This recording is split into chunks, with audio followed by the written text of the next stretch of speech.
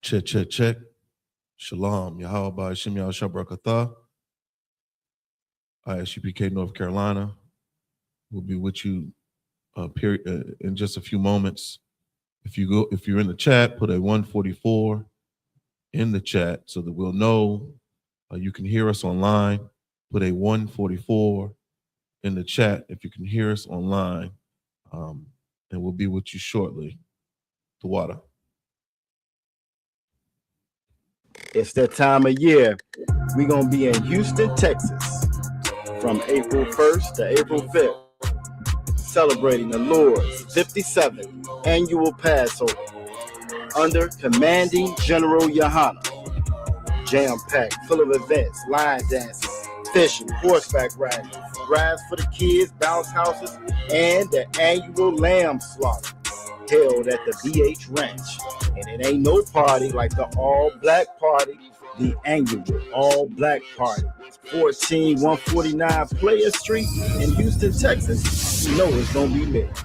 All leading up to Saturday, April 4th, the Lord's 57th annual Passover. You still got time. Go to ISUPK.com to pay your Passover fee. 18 and over, $200. You do not want to miss the Lord's 57th annual Passover.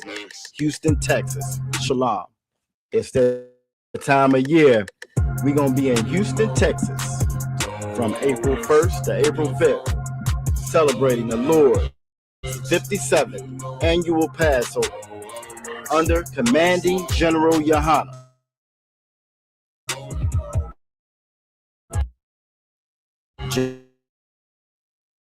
Jam-packed, full of events, line BH Ranch. And it ain't no party like the all-black party, the annual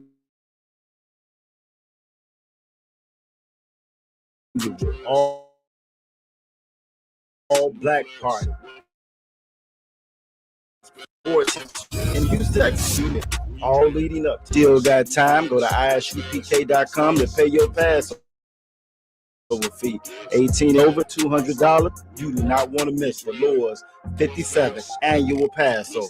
Houston, Texas. Shalom.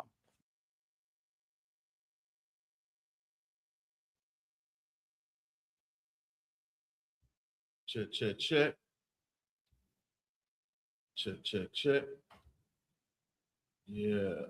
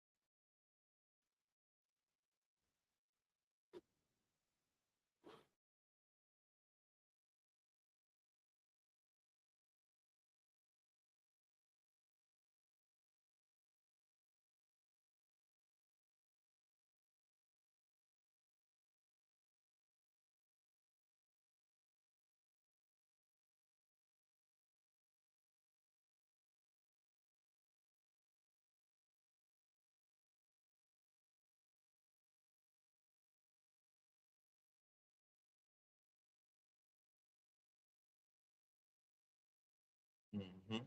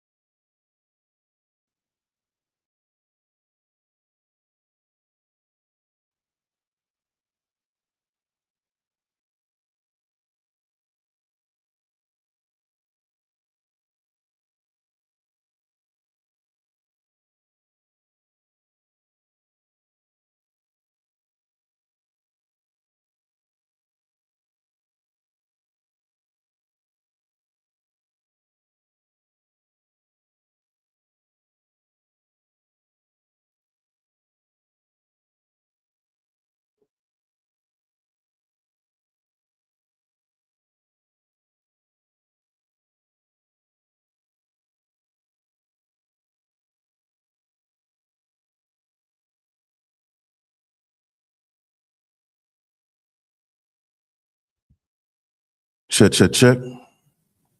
Most High in Christ. Shalom, Yahweh B'Hashem Yahushua Barakatah to my brothers. Yahweh Shamar Alatah B'Hashem Yahushua to all my sisters.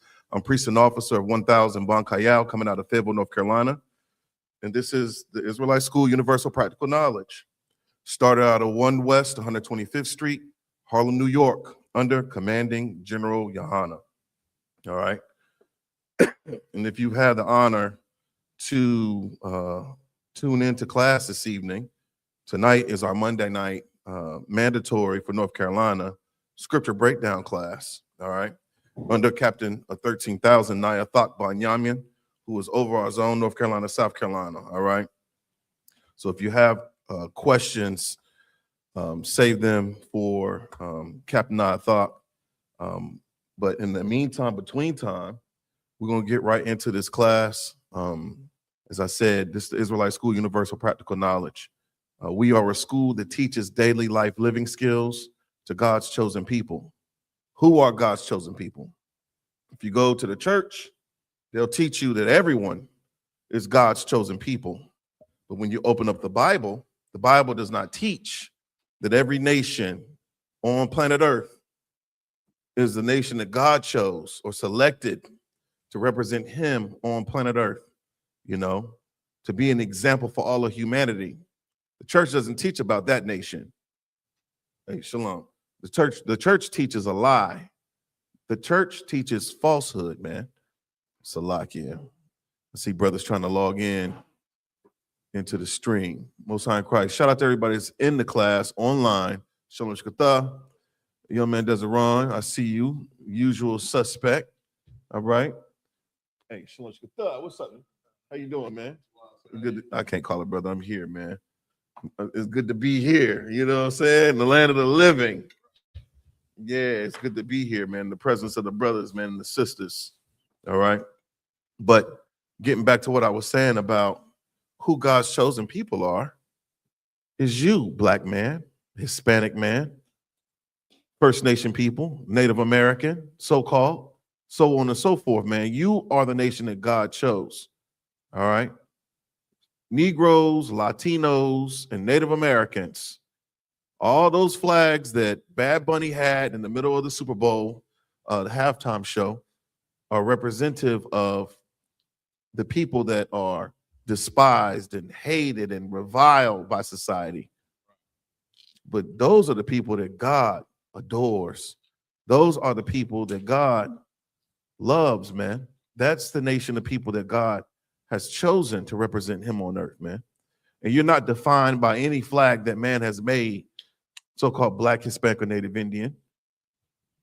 This is the beautiful thing about being in this school, is that we've been charged with, you know, waking our brothers and sisters up, man. We are carrying the torch, if you can say that, you know, the torch to reignite and re-illuminate the people that God chose.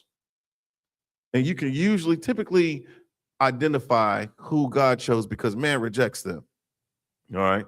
Now don't get all, you know, enamored with the Somalians, because that's not a nation of people that God chose. That's a total separate nation of people.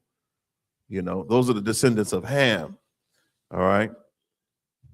Yeah, we all saw that commercial. You know, they're trying to push this whole anti-Semitism narrative as if they are the only victims on earth that have dealt with a Holocaust, as if they're the only victims on earth that deal with perpetual hatred and oppression. When I think about that, I can only think about so-called Negroes, Latinos, and Native Americans. Look at our history. Think about the years, the hundreds of years that the Native Indians, you know, had to endure under, you know, Christopher Columbus and the conquistadors, man. I mean, go into the history of the war dogs, you know, and those Spaniards and what they did to the natives, the Taino Indians, man. To the natives they came in contact with once they came across the Atlantic Ocean. How did they treat those people? Because those are the people that God chose. Right. But those people fell from grace because of disobedience. Those people lost their identity. And this is the thing. If you are so-called Black, Hispanic, or Native Indian, you descend from Shem. one of Noah's sons. You are Shemitic. You are a descendant, a blood relative. All right. But what's more important is that you're an Israelite. All right. You're an Israelite. You understand our lineage. It doesn't begin with what is it? George Washington and Thomas Jefferson and James Madison and Abraham Lincoln. Those are, yeah, or Christopher Columbus. Yeah, your beginning doesn't begin, or our inception doesn't begin with us being African nor American. Naming us after who? Amerigo Vespucci and Leo Scipio Africanus. Naming us after oppressors. Go ahead, brother. Check. Also, I thought it said that wasn't a Holocaust, that was white on white crime, which is so heavy to say, you know, because it's like when even they try to talk about the Holocaust and things like that, but a real Holocaust is what 999 million unalive, you understand, on the way to, you know, another land that they don't, you know nothing about. You know, said what 777 million natives that was unalive on the way to a land they know nothing about. Right. You understand that was they barely scratched the surface with their little bit of whatever they lost. It's a lot. 99 million that were lost. Yeah, that's a lot. That's a big number. You know what I'm saying? But you on point when it comes down to the figures, because they'll dismiss. They've never put value on the lives of us. We've been dehumanized and reviled, man, by every nation on earth. So to take a black life means nothing. And you see that in present time because, you know, ICE and the CBP, they've unalived more people than, what's the dude's name? The nurse in Minneapolis, or Renee Good.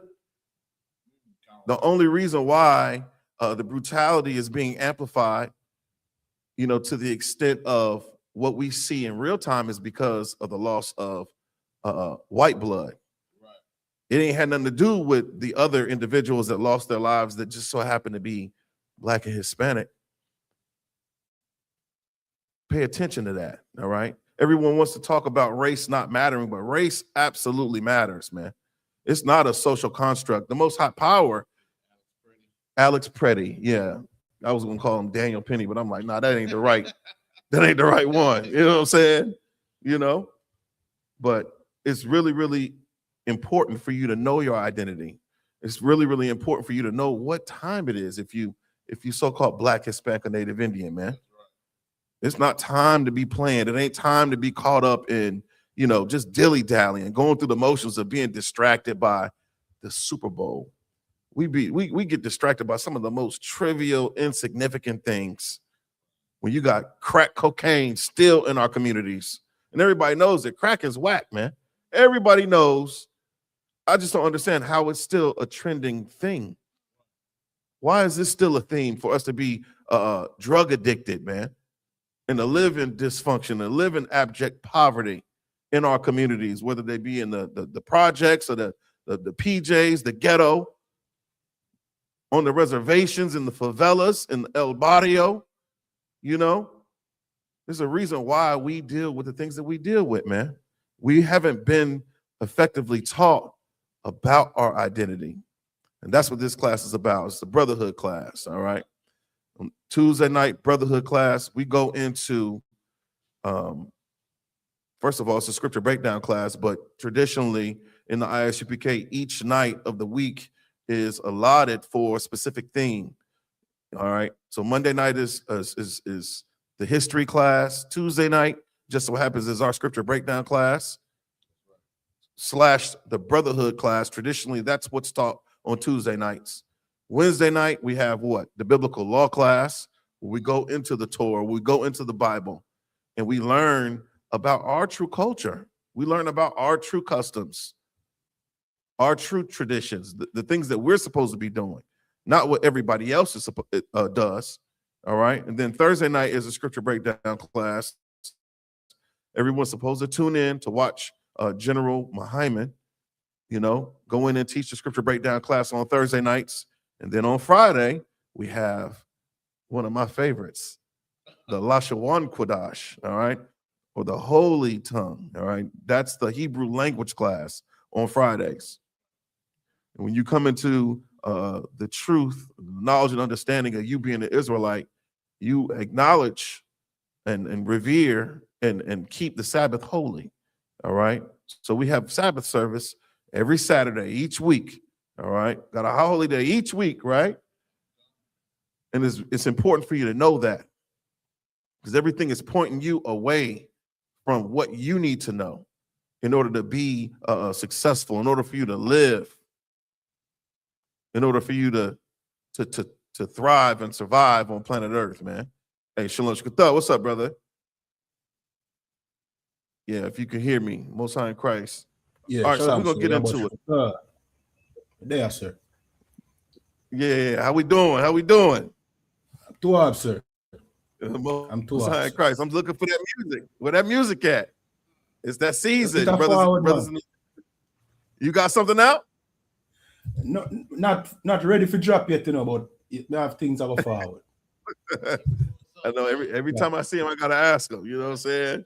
Every time I see you, I gotta ask you, what's up with that music? You know, I only ask brothers that actually make good music. You know, if I ain't asked you when you dropping, every time I see Captain the Cod, every time I see Officer Shar, you know, whenever I see the other brothers that make music, and you know, in this school, I care, man. You know, I'm looking for that. I know we just had J. Cole just dropped the Fall Off or whatever in Fayetteville, but I'm looking for what you about to drop. You know what I'm saying? Pause. Anyhow. Nah, the water to you, brother. The water to you. All right, so where we at? We know what's happening, right?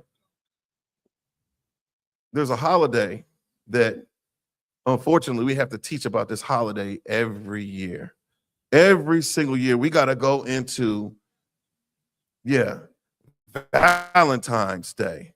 We got to go and teach you Negroes to not be so simple, buying chocolate flowers and dressing up in red. We got to teach our people culturally what not to do. We teaching social etiquette, right? We're teaching against abnormal behaviors. The Christian church talks about breaking generational curses, man.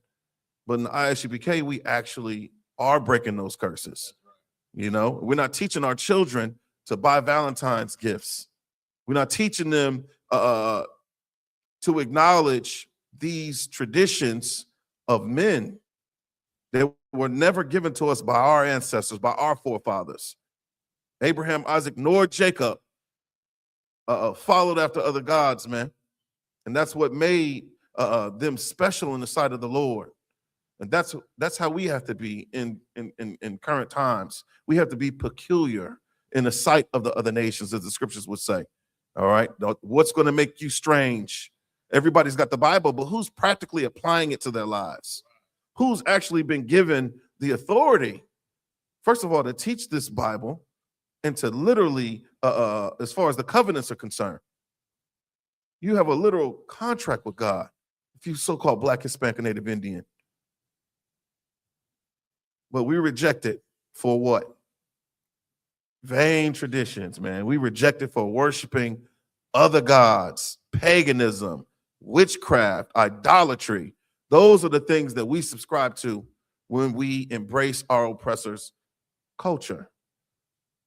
We keep his traditions, and God hates them. He hates every single thing about the oppressor's holidays, all right? If you're so-called Black, Hispanic, or Native Indian, you can't afford to celebrate anything that white society celebrates. I don't want you celebrating nothing that African society celebrates or East Indian society celebrates, all right? You got to learn what God has deemed holy and appropriate for you, all right? So let's get into it, Officer Quadam. We about to get into Valentine's Day.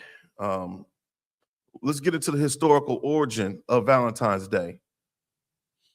Well, we'll just go into Lupercalia, all right? Go into Lupercalia, which is a fertility festival. And tell me what you got. If you at home online, just put it in your Google machine, man. Don't be a dumbass with a smartphone, all right? So lock it for my language, all right? Look up Lupercalia. It's pronounced Lupercalia. Lupercalia. That is the root to Valentine's Day that we were given as children. We're taught as children in this empire to go whoring after other gods. We're taught in this empire about things that we should know before our time. Right.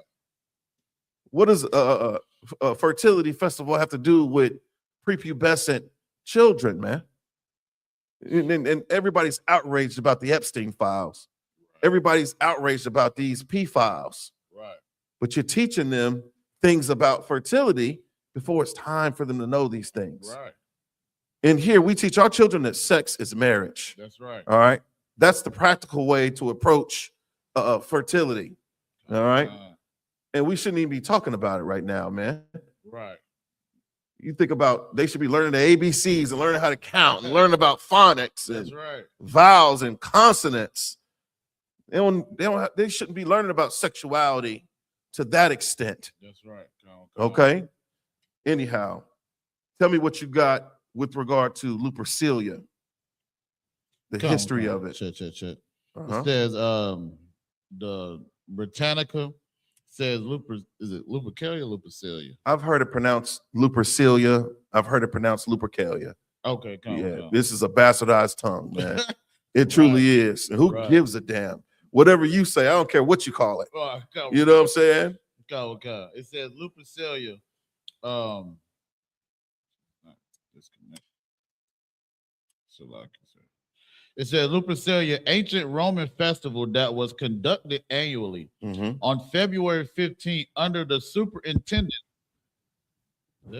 On what now? Superintendents. Spell it. SUPERINTENDENC. Superintendents. Yeah, I don't know. Yeah, we can look that up.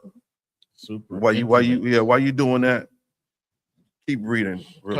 Of a corporation of priests by Lupercy. The origins of the festival are obscure, although the likely derivation of its name from lupus, Latin meaning wolf, has variously suggested connection. Salakia. So superintendents as a noun is the management or arrangement of an activity or organization, supervision. Okay. So this was structured, you know. When you think about how you learn to do anything, it comes from some other place. Right. Usually it's a bunch of heathens gathered together, creating, you know, letting their creative juices flow. And they're coming up with these ideals and these philosophies that have absolutely nothing to do with what is absolute.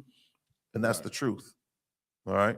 So when you come into the school, when you come into the I.S.U.P.K. under Commander General YAHANNA, you learn to deal with truth. All right. You learn what's real and what ain't real. That's right. All right. You're no longer dealing with the oppression of having to accept fallacy as reality. All right. This is the reason why the other nations, you know, they go after dumb idols. They have to create their gods because the one true living power, whose name is Yahweh, don't know them. That's right.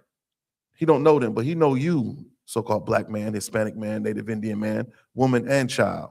He knows you and he loves you. All right. And what I understand about love, it ain't about, you know, this sweet feeling, butterflies in your stomach. It ain't about hugs and kisses, man. It's a fairy tale. Love is correction. That's right. All right. We're going to get into that. All right. So tell them where you are. Tell them what you're reading about. I'm reading about a Lupercalia, is Britannica. It says of its origin, it's like name from lupus, meaning Latin or wolf. Wolf. It's got to do with an animal, right? It's about the worship of an animal, the worship of a creature, not the creator, but the worship of a beast. That's right. Keep reading. Khan has variously suggested connection with an ancient deity who protect herds from wolves, and with the legendary she-wolf who nursed Romulus and Remus. A legendary she-wolf that did what? Nursed Romulus and Remus. Romulus and Remus. You ever heard of the expression, you've been raised by wolves? A person that is described as being raised by wolves, how does that behavior? How do they behave? Salaki, sir, animalistic. Very animalistic. They have a bestial nature. Right. They don't operate in the realms of what's honorable or what's decent. Right. They have very, very low decorum. We talked about social etiquette. They do that which is abnormal. That's the other nations.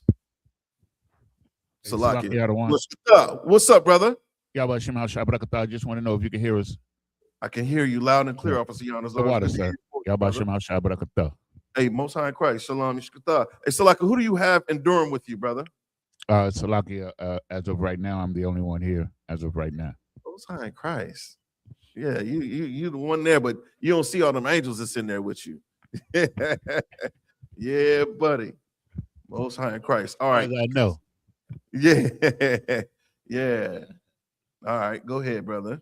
Khan, sir. It says as a fertility rite, the festival is also associated with the god Faunus.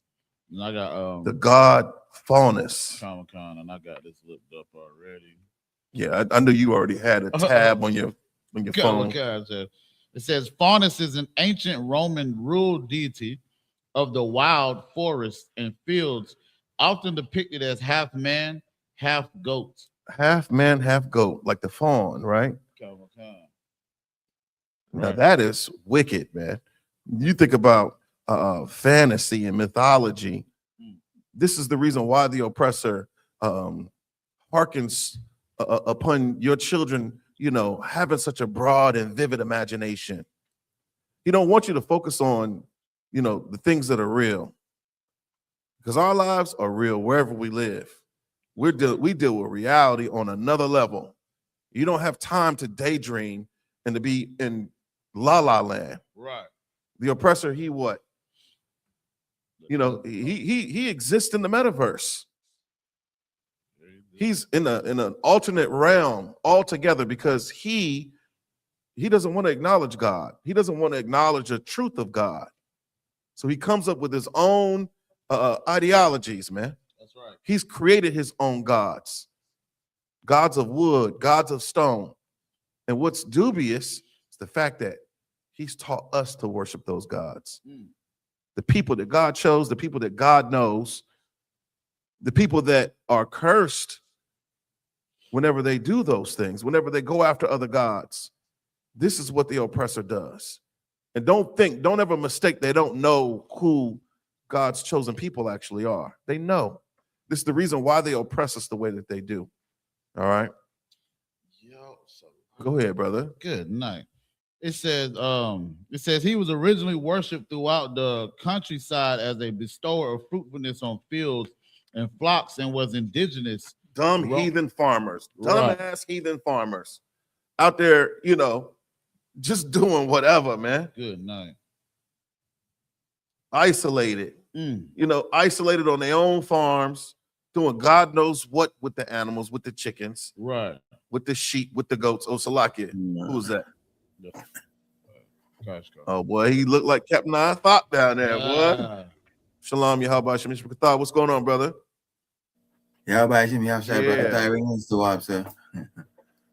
Speaking of farmers, this is not a dumb farmer right here. Yeah, right. This brother right here, man.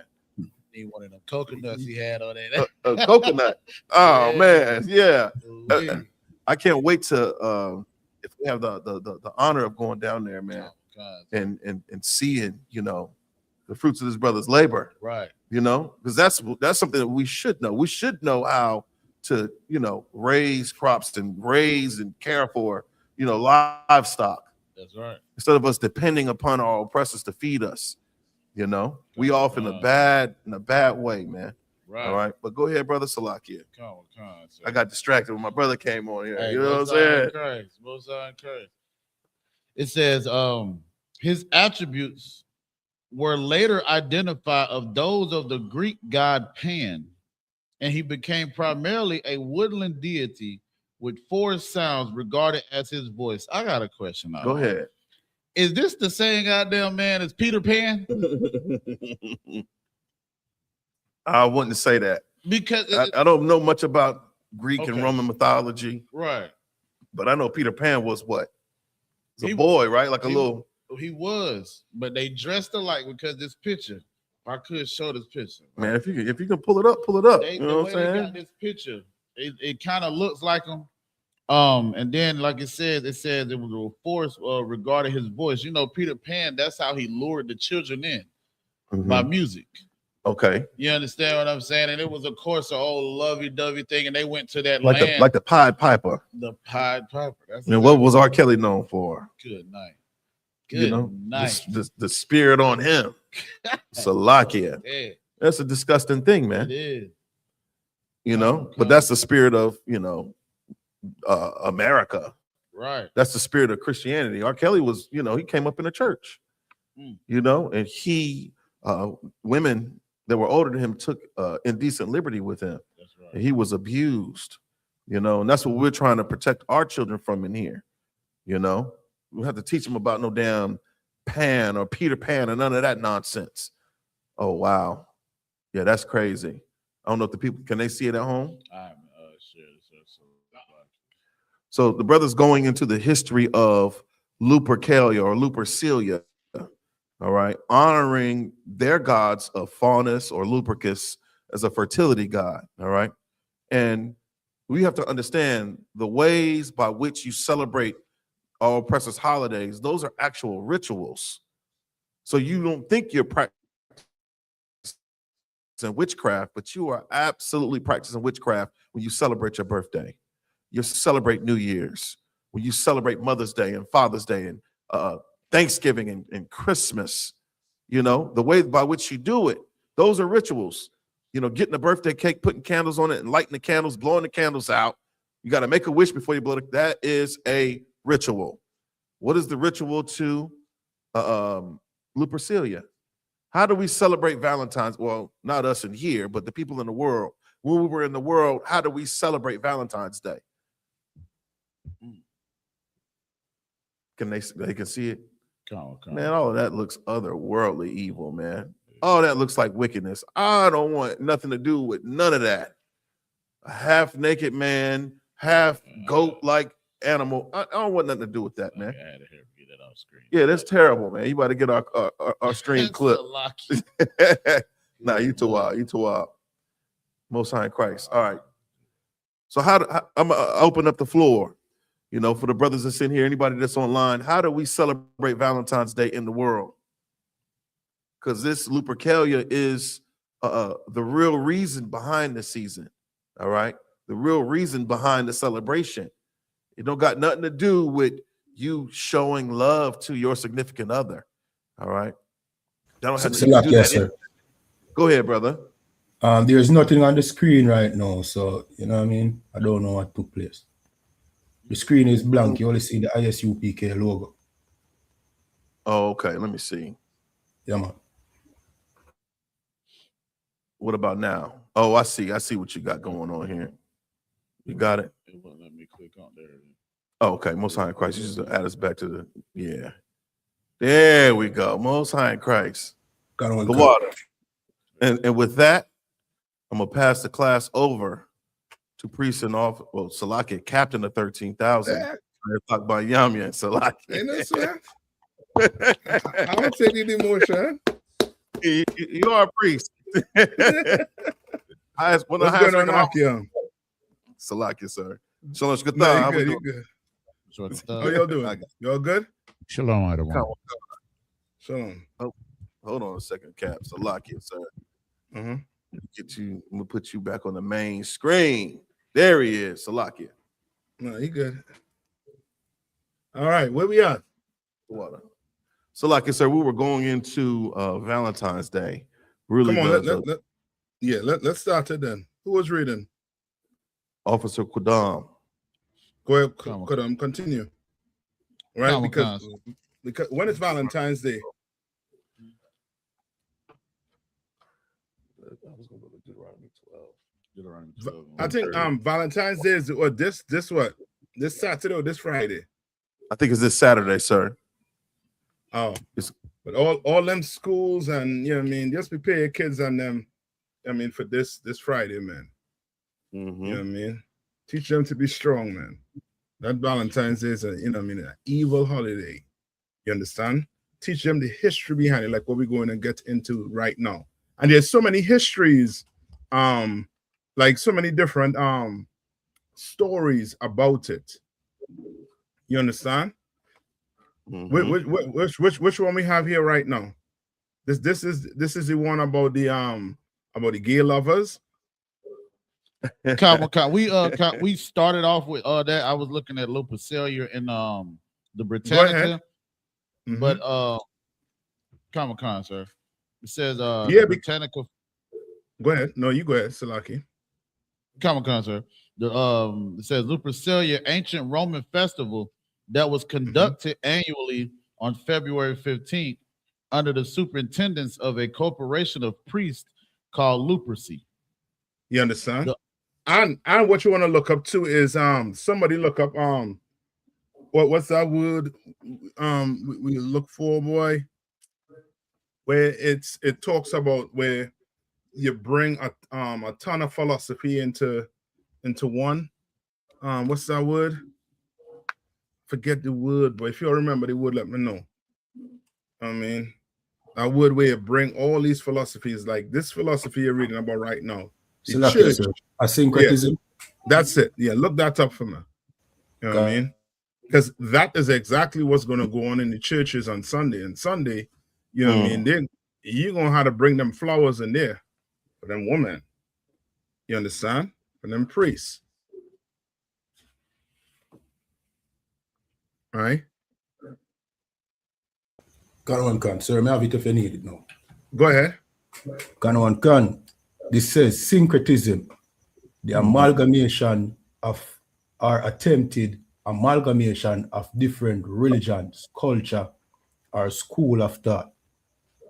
Right? It's an amalgamation, meaning what? You bring in what? You bring in Lupercalia, you bring in Valentine's, and then you're tying it all into what? The Christian church. That's right. All into your schools. I mean, everywhere. What does Valentine's Day have to do with school? I thought we're telling these kids to go to school to learn how to, speak English. Learning, how to count, how to add. Why you have to bring a holiday into the school?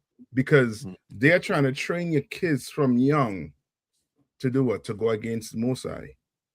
And you are going to have to fight against it by telling your kids the truth, by teaching them Valentine's Day is an evil and a selfish holiday for pigs.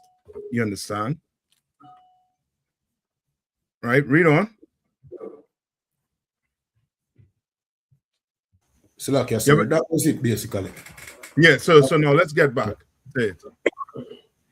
Comic-Con, it says the origins of the festival are obscure, although the likely derivation of its name from lupus, Latin for wolf, was variously suggested connection with an ancient deity who protected herds from wolves, and with the legend she-wolf who nursed Romulus and Remus. And that's the next thing too. Yeah, I mean, I wouldn't not think about it like this also too. Remember that whole Epstein file coming out on what them bastards was doing, them PDS was doing. You mean abusing them kids. Just imagine you have an island with a trap door leading to the ocean. What the hell is that? Why would you have a trap door? Why would you have kids? You understand? You know what I mean? On your island doing what with them? And I don't want to take that back, but you were right. You understand? To even say that these people literally eating babies or kids. You understand? God, most of them Christ, sir. Like, you know what I mean? Like, you can't take that because that whole if I could get the book, we'll read some of it pertaining to Nat Turner being eaten. The delectable Negro. Yes, that delectable Negro. You understand? Go ahead. Right? Which lets you know that what? that this ain't too far-fetched for them. And Jeremiah was bringing on something heavy too, with linking it with the Catholic Church, with eating my body and drinking my blood. Like the bringing the tying all that stuff into the churches. You understand? When you sit down and start to, put 2 and 2 together, we really living amongst monsters. You understand? You living amongst, Ed Geehan, what do they call them? What do they call them people who follow after murderers? Copycats. Mm-hmm. You understand? Remember, he was what? He was known for what? Eating what? Dead bodies. Mm-hmm. You go and dig it up and then eating it. You understand? And I'm not putting nothing past these people right now from what coming out of the Epstein file and all the redaction that they're redacting. You know what I mean? They're breaking their own laws for these things not to come out. You understand? Now read on. Read on. Who was reading? Kudam. Go ahead and read Kudam. Kudam, what will you read? And also too, get me Kiad get the history on Romulus and Remus and the Sabian wives. The ones where they alleged, not alleged, but the story of them raping a woman and then going to the father to ask for marriage. You understand? This is their people. This is people history, man, and they just living it. We're the ones, getting caught up and thinking that this man, this oppressor, he's intelligent, he's this, when all of that is just a farce. You understand? All of that is just a smoke screen. You understand? Remember, the oppressor, he's not over here because he's smarter, he's stronger. He's the only reason why he's over you today, throughout this entire earth, is because we disobeyed the Lord. That's all. You understand? Shalom, sis. All right. Come on. Concept. It says, as a fertility rite, the festival is also associated with the god Faunus. So it's about this so-called holiday is about what? Sex. Just lucid, sex. That's why in the Caribbean right now, what they have going on in the Caribbean, something I pray none of you all ever get to witness, man. It's so disgusting. What's going on in the Caribbean right now? More so Trinidad. Anybody want to take a try? Type in what's the biggest festival going on in Trinidad right now? Type it in and tell me where you get. Don't look at the pictures. Just read the words. Salakia, sir. Come on. Is it Carnival? Carnival, yeah. And Carnival is another it's like a season. Like Carnival season start right after Boxing Day, all the way to Ash Wednesday, the day before Ash Wednesday. You understand? And it's just about partying, having fun. You know what I mean? And like you don't have bills. You know what I mean? Like there's no, nothing else going on. Yeah, Kodara. Right. Carnival. You understand? Salakia, so come on. It's been a trend. I mean, I know a lot of sisters here, like once they get their degrees or whatever, they go down there just so they can dress in the scantily clad manner. And it's like no clothes, zero clothes, And I'm like, well, what is that? I never understood. I think Jay-Z, he got the song Big Pimpin'. I think that they filmed that during Carnival or that season, Salakia. Yeah, you're right. But it's just about lust. I forget the history behind it, but brother, it's about the gist of it, sex and loose behavior. You understand? Like it's you know what I mean, it's not Valentine's Day in one day, but just think a whole season with just partying and you know what I mean, you name it. All right, come on. Come. It says each Lupercalia began with the sacrifice by the Lupercy of goats and a dog, which after which 2 of the Lupercy were led to the altar. Their foreheads were touched with a bloody knife, and the blood was wiped off with wool dipped in milk. And now somebody pulled from the fables in Peter's. I think it's either 2 Peter's or 1 Peter's 2:16, I believe. All right. So to let you know, let everybody know what we're reading about here now. This is not something that happened in history. This is not something real. These things are made up. These are made up people. You understand? Yes, sir. What do you say? All right. Said 1 Peter 2:16, sir. Yeah, I believe so. Or 2 Peter's. I'm looking for where it say we don't believe in cunningly devised, you know what I mean, fables. You understand? But you continue reading Kodam. Come, sir. It says the ritual required that the 2 young men laugh. The sacrificial feast followed, after which the Lupercy cut thongs from the skins of the sacrificial animals and ran in 2 bands around the Palatine Hill, striking with the thongs at any woman who came near them. Corinthians 1:16. A blow from the thong was supposed to render a woman fertile. Oh, hold on. Yeah, let me finish reading. Salaki, sir. Mm-hmm. Go ahead, Kodam. Comic-Con. So it says in 494 CE, the Christian Church under Pope Gelasius the first forbade participation in the festival. Tradition holds that he appropriated the form of the rite as Feast of the Purification or Candlemas, celebrated on February 2nd, but it is likely that the Christian feast was established in the previous century. It has also been alternatively suggested that Pope Gelasius the first replaced Lupercalia with St. Valentine's Day, celebrated on February 14th. But and that's Salaki Kodam, and that's the whole thing with these oppressors. They come up and create these holidays and make it seem as if it come from God when it does not come from God. That's you understand?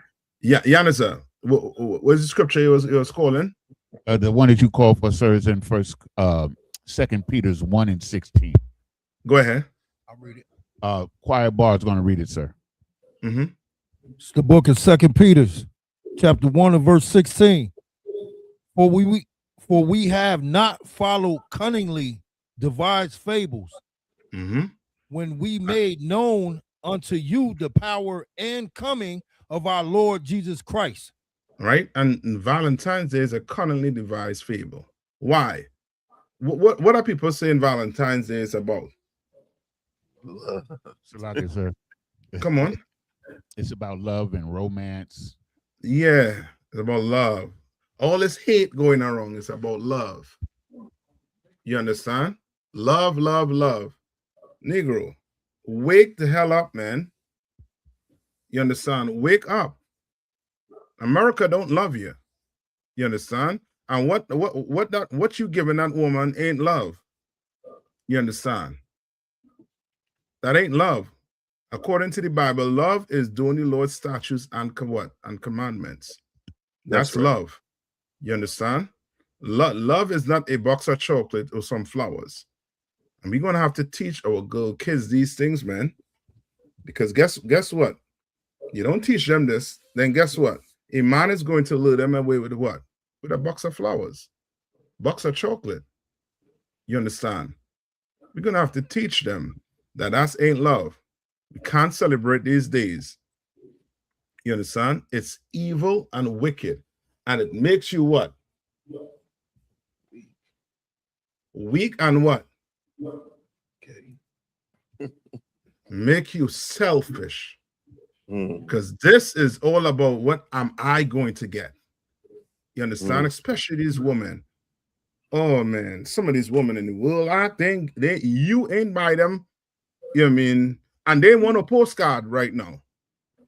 You buy them something, you know what I mean, some material item. The relationship, you know what I mean, might be in crisis. You know what I mean, after Saturday. You understand? You know what I mean? Sunday, 12 a.m. You're liable to have a crisis on your hand. Because she's going out with whoever is going to buy her that box of chocolate, whoever is going to, you know what I mean, acknowledge that Valentine's Day. Salakia, Come sir. on. Come on. Salakia, sir, if I may. It done got so bad. So whereas the guys say that, you know, we don't celebrate Valentine's Day, that the women made their own Galentine Day. If I may, they got a thing called Galentine now, where all the girls go out and they, you know, and they carry on. Yeah. Lock it. Yeah, we know what that is about. You understand? Give me you finished with that script? Did we get a scripture? Count on count. Okay. Let's go to Philippines 2. It's Philippines 2 and 3. All right. Like we had to be opposite to that, man, to that spirit that's going to be out in the air on Saturday. We're starting Friday. You understand? Opposite to that, selfish. And give me and this one thing. I think this is in Isaiah 8 and 32. Somebody get Isaiah 8 and 32 for me once we get this one. Philippians 2 verse 3. Come on, it's the book of Philippians chapter 2 verse 3. Let nothing be done through strife or vainglory. All right, nothing be done through strife and what? Vainglory. You understand? What's vainglory? Salakia, sir. Come on.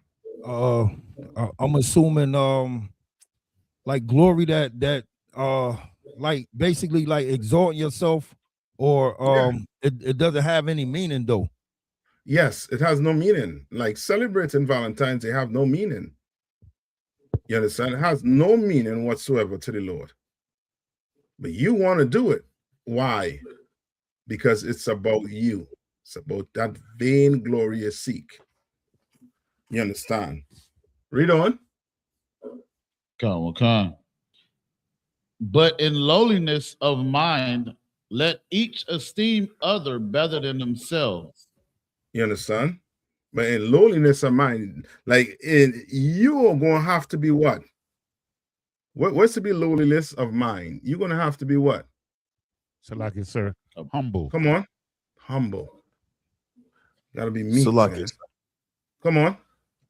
When we think about vainglory, could we liken that to, you know, the pride of America? You know, they want people to be proud of what America has accomplished in building this nation that they deem great.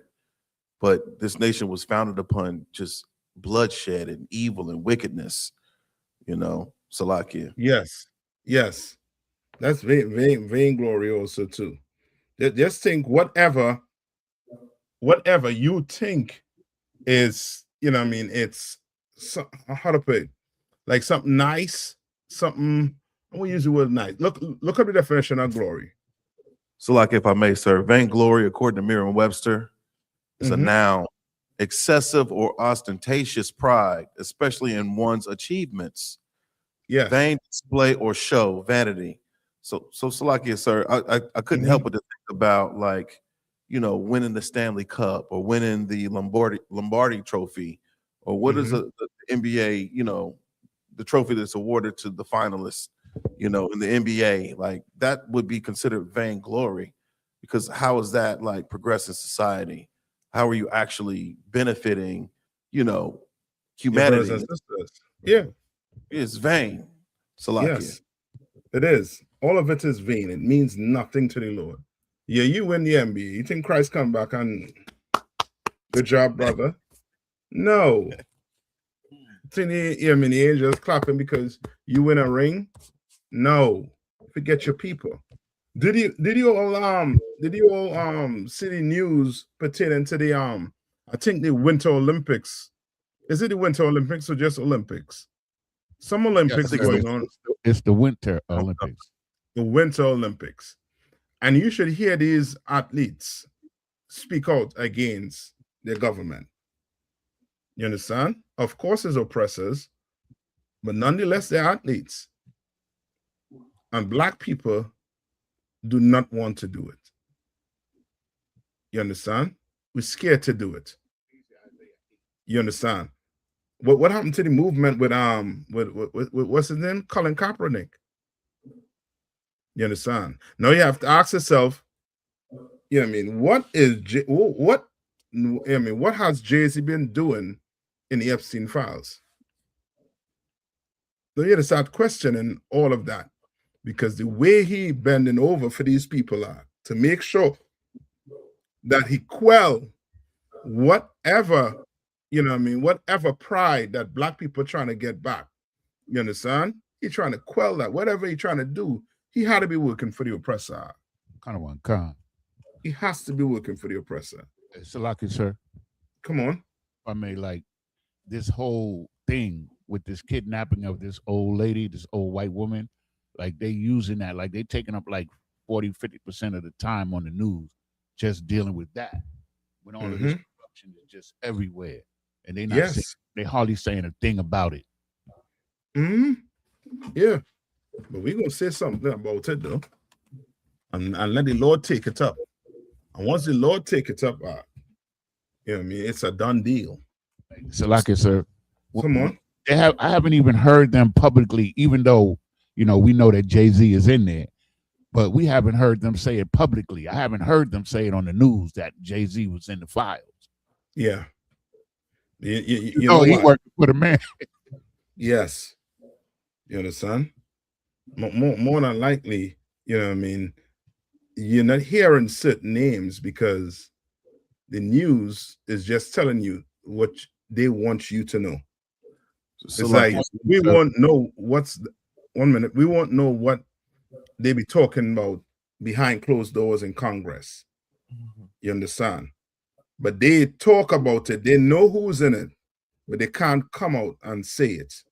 Because remember, to them, they want to make it or appear as if you have two governments against each other, when in reality it's one. And how you know it's one? Because you have Republicans and Democrats in the Epstein file, which means they were doing what together?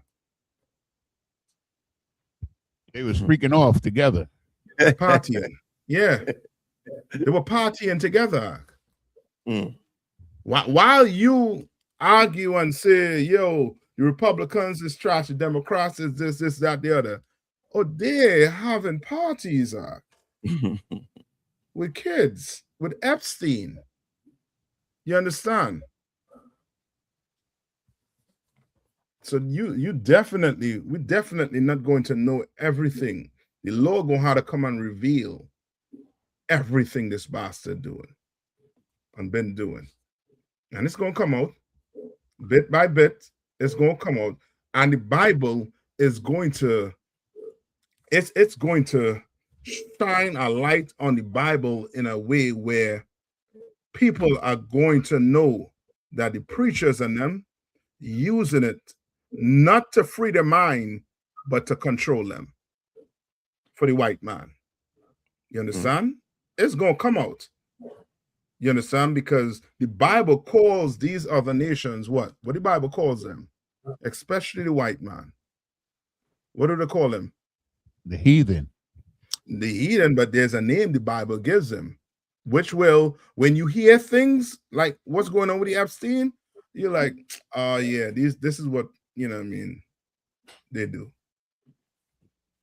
So like it's a baseman. I'll take baseman. There's another word, colorful word. Beast. Yes, a beast. You understand? A dog will hump a pillow. You understand? A dog will hump whatever he could put his paw on when he's in heat. And that's how these oppressors getting on. Remember, we brought out a story, Kiad, when he brought out a story on Friday, where he was saying that Epstein was paying for what he was paying for with the Jamaican sprinters. Gun one gun for the elite Jamaican sprinters, basically them DNA. You understand? Now you understand why he was doing it, because he had a ranch in New Mexico that was, you know what I mean, like, was about it. You understand? And he wanted to bring in what a race. I forget I forget the word and they use, but it's no different than, you know what I mean, the eugenics that Margaret Sanger and what Hitler and them was trying to do. A master race or something like that. Just letting you know, these people, you know what I mean, that whole thing about the Nazi going, nah, the spirit's still here. They just call it by a different name. Yes, give it a different name. It's like, you know what I mean, it's like your business go bankrupt, you go create another business with a new name. It's the same thing they're doing. It's the same people running it. Sir. Come on. Epstein, he wanted to create this new race, but he wanted to use his DNA too. Like, he wanted to use his DNA and like splice it with, you know, like somebody like Usain, you know what I'm saying? Yes. Yeah. You know. Which lane, you know what? Now remember, Epstein wasn't a what? For you to splice, you know what I mean, be able to splice DNA and do these genomes and this, that, the other. What you need to have, what you need to be. A geneticist. A geneticist? Is that what they call it? Yeah. Or just put them in a big pool of scientists. Right?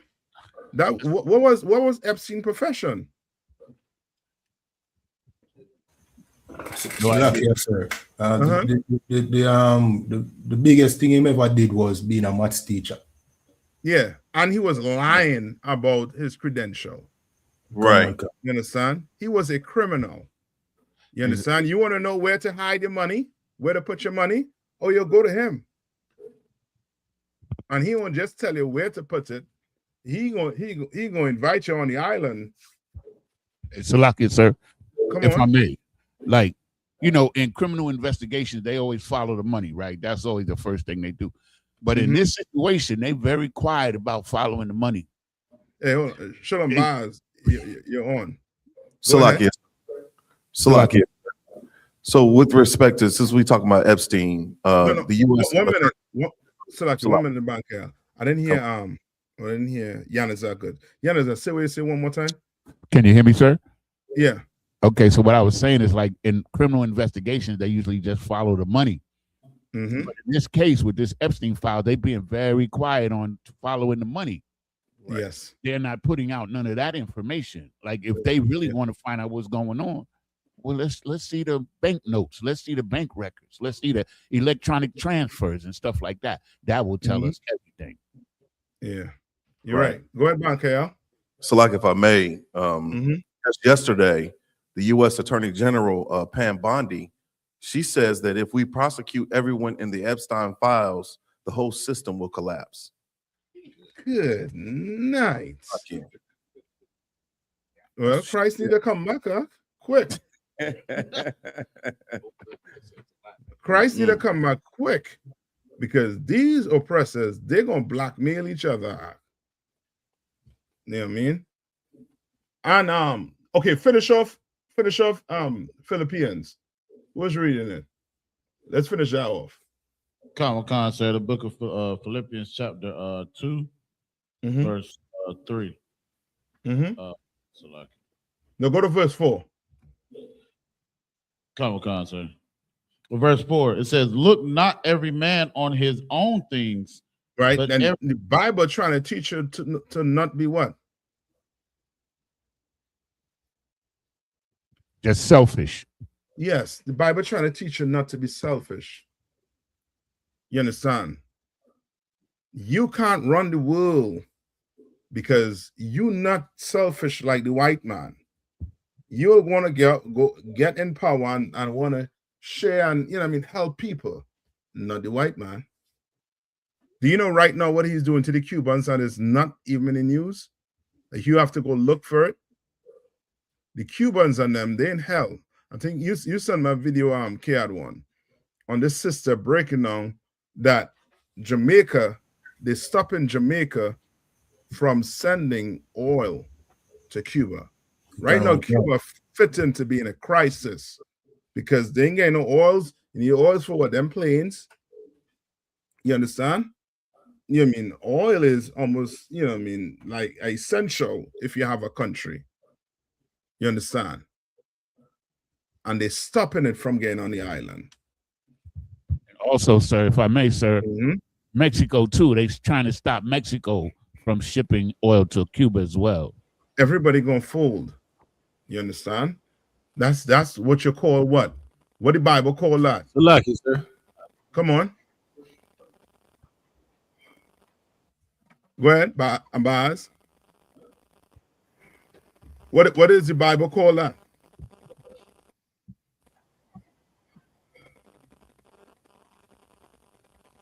The Bible calls that the mark of the beast. You understand? Where you will not be, if you don't have that mark, you won't be able to what?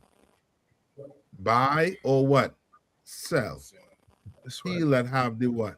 The mark. Sell. Salaki, sir. Come on. Baz. Can y'all hear me? I'm working on a new system. I'm trying to see if we still lagging and behind, or can y'all hear me? We can hear you loud and clear. The water, sir. I never. All right. All right. So now read on. It says, look not every man on his own things, but every man also on the things of others. You understand? Meaning what? What is that saying?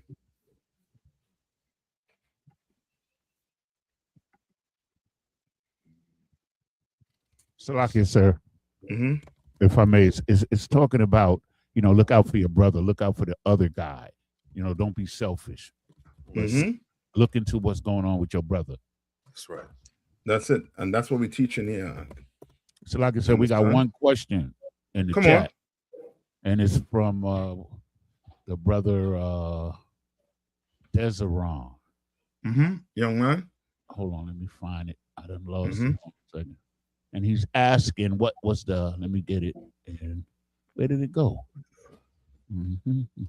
There it is. It says, Salakia, sir, during courtship, how should a man and a woman properly vet each other? That's right. All right. So during courtship, right? Everybody know, in the Israelite school, it was like a practical knowledge. You understand? We take this very serious. That's why we read it at the end of what? Every class. You understand? When a woman is up to court, right? If a brother wants to court her, what should that brother do? Let's start there. What that brother have to do? Yes, contact his camp leader. That's right. You understand? And his camp leader will contact a sister's camp leader. All right. Now, once the courtship is approved, right? Of course, there's rules you're going to have to follow. Just think you're a father, you have a daughter. You understand? There's certain rules that young man is going to what? Have to follow. And that sister also is going to have to follow. You understand? Right? Now, you'll be given permission. What? The permission at the beginning will be to what? To speak. You understand? To communicate. You all could talk, call on the phone. You know what I mean? That's, you know what I mean, to every end. You know what I mean? Get to know each other. Ask all the questions possible. You understand? Don't just be tongue out your mouth. You understand? Don't be like that. You ask the question. That's why in here, it's what, 6 months to what, to a year rule. You understand? You know what I mean? On rare occasions, you may not have to do it, but you're going to have to get what? Permission to do that. You understand? Right? And you ask every question because you don't know. You want to make sure, because a sister, once she get married to a brother in this school, it's for what? Life. Ain't no slack. Yes, sir, I made a mistake. Well, let's see if we could correct that mistake, sis. Ain't nothing like that. Ain't nothing like, you know what I mean? Like, well, I understand you make a mistake, so you want to, what, you want a bill of divorce? Nothing like that. You understand? So your sisters is very important. You understand? You know what I mean? You take your time when it comes to courting. You understand? All right? And you want to make sure, you know what I mean, and anything you could, you know what I mean, definitely go to your camp leader and speak to them about, you know what I mean, during that courtship. Anything you're unsure about, you understand? You know, ask questions. Don't wait until you marry, then to ask questions. It's too late. You understand? I don't know if I get it. Get his question. Young man, that was it. Oh yeah, you know what I mean, something more specific on it, on the courtship, right? You can't, you know what I mean, courtship, you know what I mean, you have to get permission to, you know what I mean, to even touch that sister. So that sister to touch you can't just do that.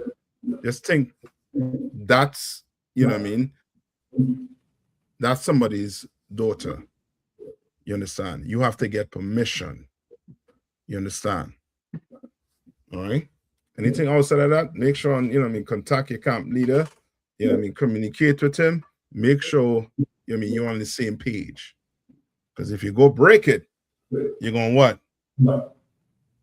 You bet you're going to have to keep it. Mm-hmm. You understand? No, sis, if they I seen so right, so that's why the courtship is the way it is in here. Now, if they don't like each other, guess what? The brother ain't touch her, she ain't touch him. It's just, you know what I mean, verbal. So now guess what? If the brother decides to end it, he just call the camp leader and say, you know what? I would like to end this courtship, and it will be ended. You understand? Likewise, the sister also too. If she wants to end it, you can always end it. But now you ain't defile that sister. You understand? That sister is still, you know what I mean, a princess, a Zion. You understand? All right? That's why the courtship is the way it is in here, and we take it very, very serious in here, Akim. All right? Salakia, sir. Come on. I want to ask this question for my rib. I thought she was going to put it in the chat, but she asked me a question about if a man and a woman in a relationship, and the woman, I guess she fall out of interest, or you know, they not physical anymore. They, you know, there's no physical attraction. They basically can't stand being in a room with each other. What is you know, what is she supposed to do? They both should get we have marriage counsel also in this school. They should get marriage counsel, because in here you couldn't, you know what I mean, you could fall out with each other, you know what I mean. That does not mean the marriage ends, because there had to be something that brought you all together. You understand? It had to be something that, you know what I mean, you all lie down naked, as, you know what I mean, the Lord make you together. You understand? So, you know what I mean, it doesn't end, it don't have to end like that. They're gonna have to find something like in the beginning, and that's the problem with some of us.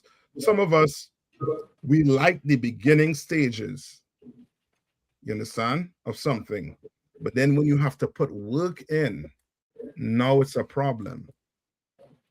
We gotta grow up. We're gonna have to recognize, you understand, marriage is work. Marriage ain't, you know what I mean, like, you know what I mean, ain't, you know what I mean, something simple. And if you're not serious about it, then this, you know what I mean, ain't no problem. The Lord never say you have to have a woman. The Lord ain't never say you have to have a man. Just chill, relax, take your time. You understand? It's going, trust me, it's gonna come. But now, if you're in it and you're going through marriage issues, then guess what? Give me what Paul say. Is Paul or Christ where you'll be you can separate for a time? Kind of that's in 1 Corinthians. Yeah, get me there. You understand? That's why, you know what I mean. I'm just being broad, but if you know what I mean, if it have to be more specific, then you should go to your camp leader and request marriage counsel if it gets to that stage. You understand? Because what marriage is, look up marriage in the Zondervan for me, K1. Look up the definition of marriage in the Zondervan. God. You understand? You know what I mean? The Bible is clear as they are saying what? We can't turn our daughters and our sons into what? Whores. Right? You can't turn your daughters into whores, and you can't turn your son into what? I believe it's sodomite or something like that. You understand? Like it's telling you, and that's, you know what I mean, the Bible is such a, and that's why we call it's the Israelite school of what? Universal practical knowledge, because these things are practical, and these things are so practical. You have examples to go by. And where are those examples? In the law. Well, yeah, but you don't see the examples just walking around, looking around. Oh, come. Yeah, I see enough. You know what I mean? I see what Cardi B with what 2 different men. I see. No, I don't want that. No. So like I said, the man she was, she ain't with him no more. You understand? Like they and that's the people they put up as our kids, what you call that? Role models. Right. Jay-Z, Oprah, they're role models. You understand? To the Lord, they are garbage, they are trash. They don't do anything to help their people, they don't do anything to uplift them. You understand? And people be thinking, well, yeah, they give money is not uplifting your people. You understand? Yeah, we will need money to pay bills. It's good. If you could do that, then do that. But you shouldn't be held as a role model just because you're doing what? Because you have money?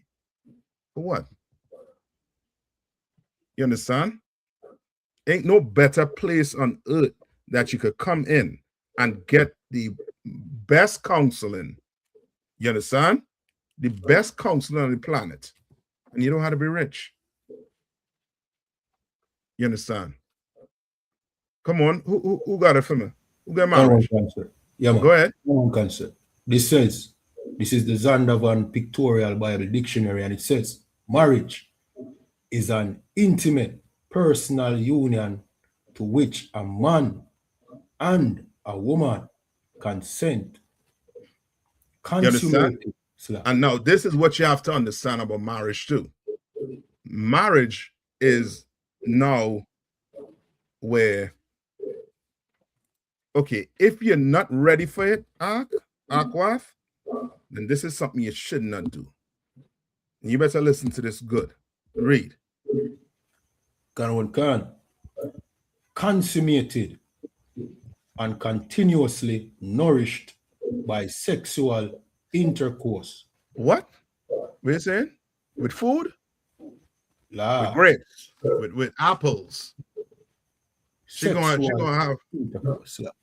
yeah, she greens, spinach. No, it's what? It's continual what? Continuously nourished by sexual intercourse. That's marriage. Ganonka. Now, once you stop doing that, now you're going down the path more than likely to where somebody is going to be a sinner. You understand? And once they get to that stage, you shouldn't let it get to that stage, right? Who get it one in Corinthians for me? Salakia, sir. I Mhm. don't think I found the exact scripture. I only got No, the one that say, if the unbelieving depart, let them depart. Oh no. Well, That's not the one. no, that's not the one. Salakia. So you talking about the one where it says defraud not yourselves? No, we could go to that one, but there's one where it tells you where the woman, you know what I mean, she could and the man could separate for a time. That does not mean now she goes and, you know what I mean, play carnival, do whatever she want to do, and then you do whatever you want to do. The separation just have to be, you separated just for a time. You understand? So that you won't start, you know what I mean, maybe missing each other. But then you will have to come back. And that sex has to continue. You understand? But these things have to be done with a priest. You understand? Before you do these things, you should talk to a camp leader, set a council up. You understand? So that you are, come on, you find it? Is it 1 Corinthians 7:5? Read it for me. Let me hear it. Defraud ye not one the other, except it be with consent for a time. Yes. That ye may give yourselves to fasting and prayer. Right. Well, that's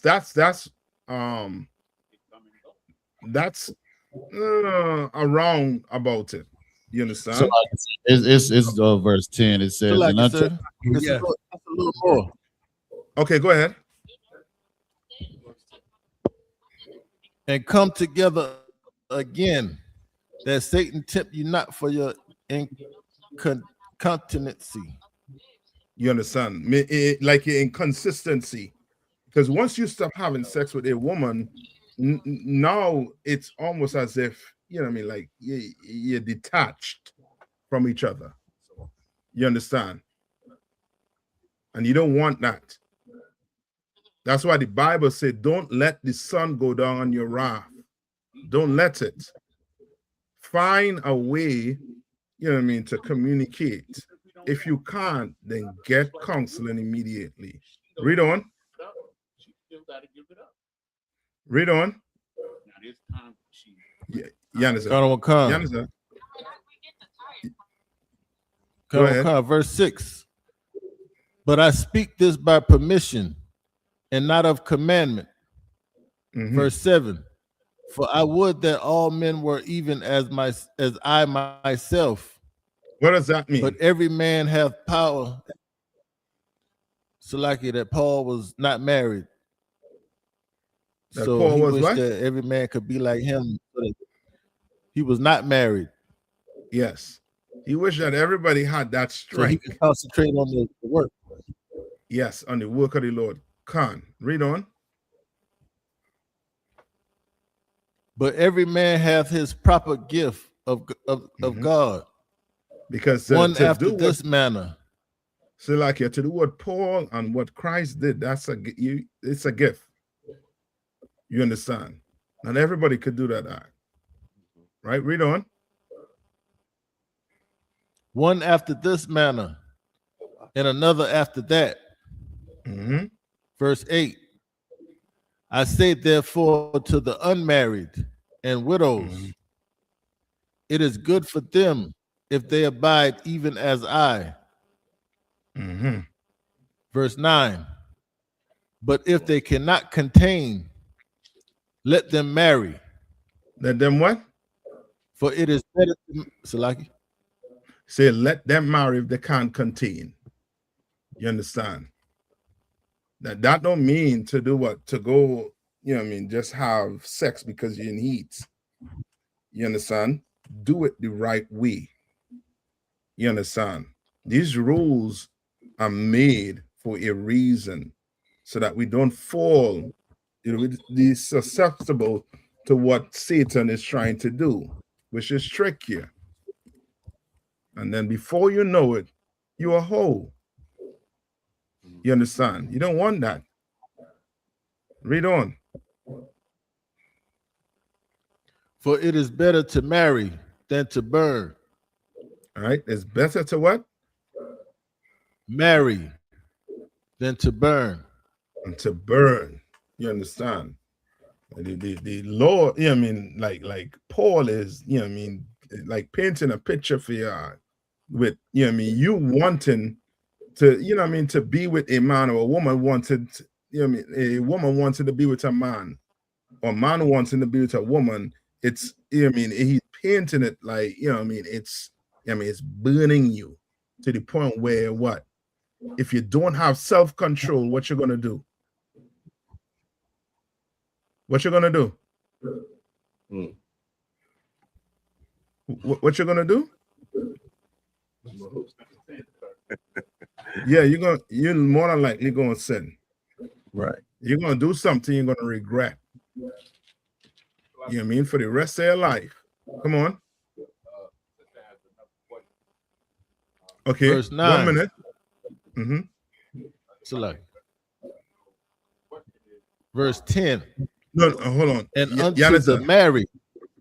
Hold on. I don't know what, like something going on with the song. 1 minute, Yanisa. Let Baz finish. Go ahead, Baz. Verse 10. And unto the married I command, yet not I, but the Most High. Let not the wife depart from her husband. Read on. Verse 11. But, and if she depart, let her remain unmarried or be reconciled to her husband. That's it. That and is let it right not there. the husband put away his wife. That's it. Like there is no putting away. You have an issue with your husband. Your husband have an issue with you. These things could be taken care of. It could be made right. You just need counsel, and you just have to be willing to follow the counsel. You understand? But if you're not willing to follow the counsel, then what is lying at that door? Sin. That's right. You understand? Sin is lying at that door. And you're gonna regret it. All right. Yeah, that's it right there in verse 10 to I should say also 11. That is it on 11? Baz? Yeah, that's it. You understand? Like, you know what I mean? Like marriage is something very serious. Why? Because you can do what from marriage? You can what? Give life, and you could what? Die from having sex. You understand? Life come from sex, and death come from sex. You understand? That's how serious it is. But America will have you think what? Ain't a problem. Right. It's not a problem. Just put rubbers on. You understand? Just put what it is. Just go to the doctor, get some antibiotics. Come on. So like society has like tricked us into thinking that, you know, happy. You hear the word happy all the time. Like, I'm not happy, or, you know, we used to stay together for the kids, but now they'll say things like, well, it ain't doing the kids no good because they don't. The kids, it's no benefit to the kids because I'm not happy. Yeah, Like happiness is just a temporary emotion. It's not a state of life. that's it. So, like, we got to get past that, and that's what Yes. being in this school has done with the practicality of the Bible. The Christian church make it like a fairy tale, so it's hard to relate it to our current situation. Yes. So, like, Yes, you're right. Like people put happiness over, you know what I mean, doing what's right. You understand? The right thing. You understand? And that's Salaki, go ahead. I'm sorry, sir. Salaki, sir. It's Go like ahead.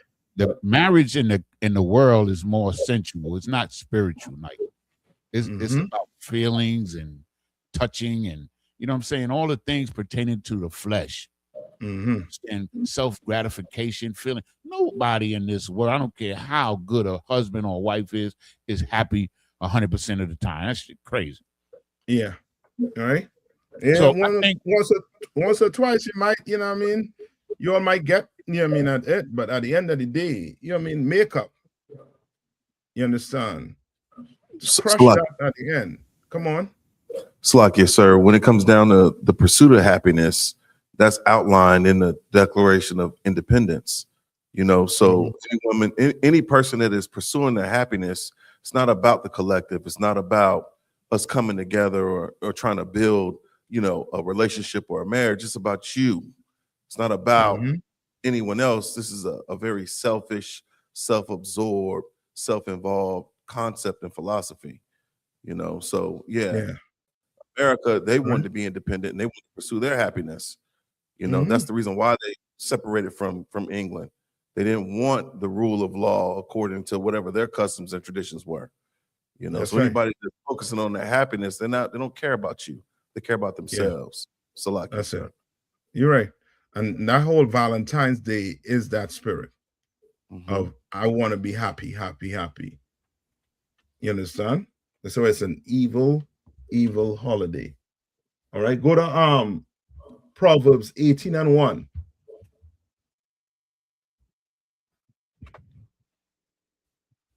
Go to Proverbs 18:1. All right. Yannis, say there was another question. Salaki, sir, I believe what Baaz just said and read answered the question, and what you responded with should have answered that question that I was going to give you. Okay, just find out from the person if that was the question was answered. Okay, we'll do, sir. This the book of Proverbs, chapter 18, verse 1. Through desire, a man having separated himself, seeketh an intermeddleth with all wisdom. Right? Through what? Through what? Through desire, a man having separated himself, seeking and intermeddleth with all wisdom. Like this person is not trying to do what? Be what? Selfish. You understand? When selfishness is about what? Me. What can I get? This, that, the other. And this man is seeking to what?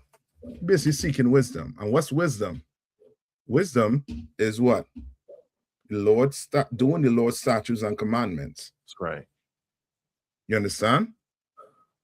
You a man, you seeking wisdom into finding out what are these holidays about? What is this? Should my family be celebrating this? No. Okay, let's stop doing it because it's angering God. You understand? Like we gonna have to really sit down and do what? Open this Bible up and read it and obey what's in it. That's right. Come to class, ask your question. If you're unsure about something, bring it and ask your question. Get it answered. You understand? Seek wisdom out. Seek it out. Right? Go to Romans 15:1. Book of Romans, chapter 15, verse 1. We then that are strong ought to bear the infirmities of the weak. And that's what you're doing. You're going to have to do what? You're going to have to show brothers and sisters, yo, I know, you know what I mean, you learned this today, like brothers and sisters who come in school and here they can't celebrate the birthday, but you know, the week is a, you know what I mean, it's just coming. Ain't no sweat. Next year we got to work on that. We got to work on that. We got to build that strength up. You understand? We're going to have to be a week, the burden of the week. You understand? Commander YAHANNA been teach you all how to do it. The Hebrew Academy teaches you how to do it. You understand? Read on. Khan. And not please ourselves. And not please yourself. You know, it's just to wake up. You waking up what, 5 o'clock in the morning to get to Hebrew Academy. You're not pleasing yourself. That's right. You're not.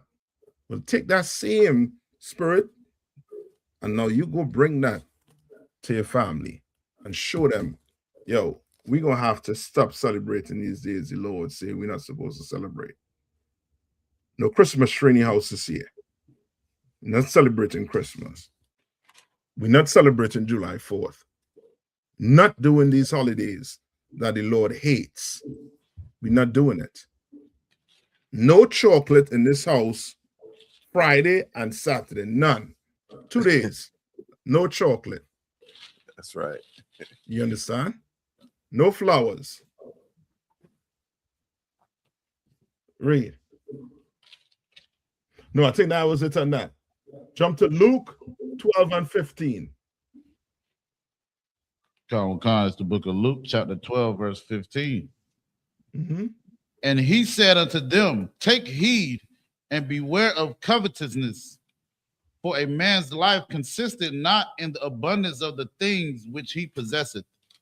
Right? A man's life does not what? For a man's life consisted not in the abundance of the things which he possesseth. Yeah. And that's what brothers get mixed up with. And sisters be talking to what? A high value man. Yeah. You understand? And the Lord here is, you know what I mean, telling you, you don't go based, your value is not based on what the abundance of things that you have. It's not. Because you could go, you know what I mean, buy roses and chocolates and do a, you know what I mean, take her to this lavish crab fest dinner on Saturday. Ain't wise, brother. Ain't wise. Read on. Khan, verse 16. And he spake a parable, it's like he spake a parable unto them, saying, the ground of a certain rich man brought forth plentiful. Where you at right now? Luke 12 and 15 or 16. I finished 15. Want me to go back to 15? Yeah. Khan, it's the book of Luke, chapter 12, verse 15. And he said unto them, take heed and beware of covetousness. Good night. And he said it, covetousness. The waters. Covetousness. Yeah. Right. All right. We had to try that in Google and let Google do that. You know what I mean? Oh, yeah, pronounce that word for you. But just know, beware of you wanting to do what? That spirit of what? Wanting to take somebody else's thing from them. And Valentine's Day is a day where a poor man, brother, he's in hell. He's in hell. And you poor brothers out there, come in the UPK, man. That's right. We're gonna show you how to pick them. We'll definitely show you how to pick them. You understand? You sisters, come find your way in here. Right, read on. Khan. For a man's life consisted not in the abundance of the things which he possesseth. Yeah, that's as plain as it could get. As plain as it could get. Money means nothing to the Lord, and it means nothing to a relationship. Now, can money help? with the bills and with some type of comfort in a relationship, yes. But you shouldn't base whether or not you have sex with this woman because she has money, or this man because he has money. You understand? Shouldn't base it like that. Because it you know what I mean, your life ain't based off of that. And the Lord trying to warn you. Right? Go to Second Timothy. Give me James 3:16. Khan, it's the book of James, chapter 3, verse 16. For where envying and strife is, right? Where what? For where envying and strife is, right? Envy is what? Jealousy. Strife is you what? Fighting. Yeah. Oh, a ton of envy and a ton of strife gonna be happening on what? Valentine's Day. Ton of it gonna be happening on Valentine's Day. You're gonna read stories of so much domestic violence. Cops on them, you know what I mean? They're gonna can't take this Saturday off. They're gonna be busy. Right? Read on.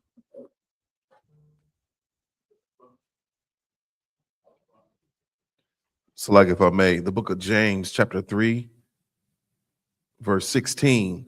For where envying and strife is, there is confusion and every evil work. That's it. To hell with Valentine's Day, man. Black people, we want to wake up and realize, you understand, that on these days when we celebrate it, something evil happens. Somebody getting what, shot? Somebody, you know what I mean, you're in a big fight. Somebody going to jail. Mm-hmm. Salakia, you know what I mean? Come on. Salakia, you said Valentine's Day is on Saturday? Yeah, I believe so, right? Right. Well, I had a slave one time, sir. It was like an industrial plant. And if Valentine's Day ever fell on a Saturday, the husbands had to either send their wives flowers to the job on Friday or Monday, because those sisters want everybody to see them getting some roses. Right. Yeah. And if they didn't, it was gonna be trouble. Yeah. Yep. You're right. Well, brothers, we gotta wake up and recognize, you understand, that the Lord hates it. You don't have to do it. Why choose? Why the oppressor always have to give us a day and tell us when we have to give our wife some chocolate, some roses? Why? We program like that? Come on, Kudam. Khan, sir, I just want to bring a precept out if I could, Baba Kasha. Go ahead. It's the book of Isaiah, chapter 3, verse 12. It says, as for my people, children are their oppressors, and women rule over them.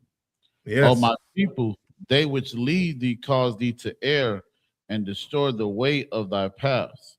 So it's like, sir, I think it's heavy because, you know, it's like what Baaz just said, the women, you know, they sit here and they want these presents and all this and that.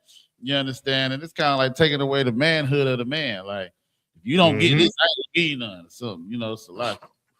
That's right. Definitely. Now, give me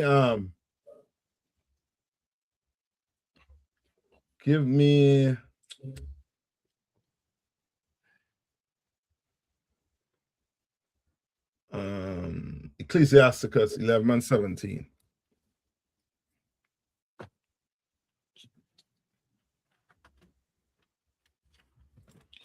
Khan, it's the book of Ecclesiasticus, chapter 11 and verse 17 says, the gift of the Lord remaineth with the ungodly, and his favor bringeth prosperity forever. Say that one more time. Read that one more time. Khan, it's the book of Ecclesiasticus, chapter 11, verse 17. The gift of the Lord remaineth with the ungodly.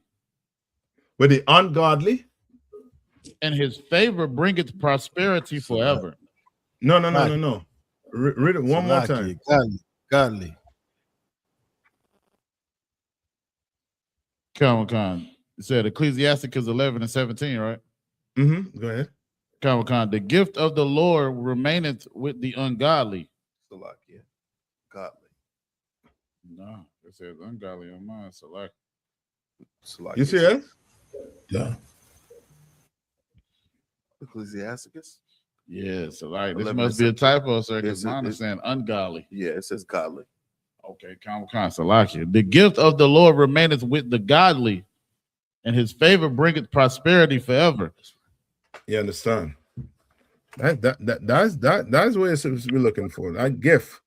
You come in here and learn what your gift is, and you know what I mean, run with it. What Bible is that you're reading? Yeah, what translation is that? This is the so like I said, it's the King James version. It's an app. Oh, that's the app. Just make sure the app is you mean the King James. Comic-Con, sir. Yeah, get you the real thing. The real deal. Salakia.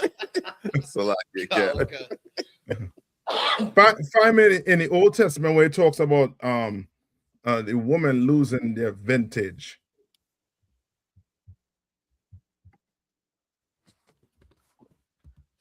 Salakia Cap. Say that again, sir. Find me in the Old Testament where it talks about the woman losing her vintage. I thought it was in Isaiah. I could be wrong.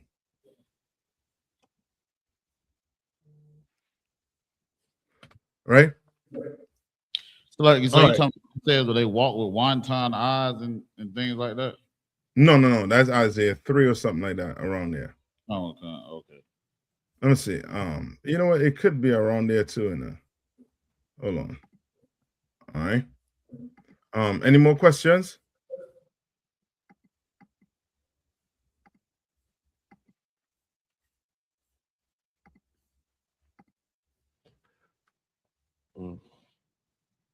If not, let's continue then. All right. Forget what I wanted to touch on with Epstein, man. There's so much that you could touch on, boy. Give me Deuteronomy. Let's start here. Deuteronomy 10 and 17. All right. Comic-Con, it's the book of Deuteronomy, chapter 10, verse 17. It says, "For the Most High, your power is the power of gods and Lord of lords, a great power, a mighty and a terrible, which regardeth not persons, nor taketh, which regardeth not persons." And that's what you're gonna have to understand. To run a society where black people are in charge, we cannot regard persons. What does it mean? Regard not persons. So like I said, like being a respecter of persons. Yes, what does that mean? So like I said, like if it's like no matter the statutory, like whether you're rich or poor or anything like that. Yes, that's it. No, you're on it. Salakia, sir. Come on. So would the standard be righteousness in accordance with the law, statutes, and commandments? You wouldn't respect a person based off of his money or his status. That's it. Based off of their obedience to the law. Yes. Or, their service to the Most High. Salakia. Yes, that's the opposite to what this is saying. Correct. You understand? Like you don't want to, and that's what America basically, you're clearly seeing right now what it's built on. On the dollar, they say what? In God we trust. Like with America, everything is just like a smoke screen. You understand? Like whatever they talk about, whatever they speak about is not what they're doing. And the Bible calls that a hypocrite. That's right. You understand? This place is full of hypocrites being run by hypocrites. Just imagine you have laws, right? Where if a PDF is abusing children, they go to jail. So you're trying to tell me if you do that, you better have money so that you don't have to go to jail? You understand? Brother, and this is how so crazy it is. In jail, you go in jail for abusing a child or a woman. How them criminals, them hardened criminals in there gonna look at you? You do not want to be known in there as a what? An abuser. Salaki. You understand? Come on. Salaki. Mm-hmm. They're gonna look at you as a bloody mess as they stomping and shanking you. Yeah. So you're telling me these criminals, these hardened criminals, you know what I mean, have more morality or more integrity than the American government? Where you hiding predators? You understand? That's to let you know that this place does not trust in God and never did and never would. You understand? Read on. Sir. It says, and a terrible which regarded not the persons, nor taketh reward. No what? Nor taketh reward. Yeah, you want to take a bribe and turn you back. Here's $1 million. Don't say anything. Shut up. You understand? The Lord don't work like that. To the Lord, justice come for the rich and for what? The poor. You understand? The Lord, he is long and what? He long-winded. He's what I believe the Bible says he's long suffering. You understand? Like brothers and sisters be thinking, well, this rich man lived, you know what I mean, to 90, how much years and enjoyed his life and think that's it. No. He's going to be what? He's going to be judged. You understand? He's coming back right here on this earth to be what? To be judged. You understand? Ain't nobody escaping the Lord's judgment. Nobody. You might escape the white man's judgment. You're clearly seeing that. You have money, you could escape the white man's judgment. Because he sells everything. Right? Go to all right. Go to Deuteronomy 1:17. And we in the what? Like I got a precept. Come on, go ahead. So like it's a precept on what you just said. Ecclesiastes chapter 8, verse 11. Because sentence against an evil work is not executed speedily. That's it. Therefore, the heart of the son, the heart of the sons of men is fully set in them to do evil. You understand? And this is what's going on the earth right now. You understand? They think because they ain't just dropping, you know what I mean, on the floor. They ain't just clutching their chest and hitting the deck and dying. They think the Lord forget about them. They think they have enough money, you know what I mean, to live, I mean, outlive the punishments of the Lord. Nah. The Lord say, what's going to happen, Baz?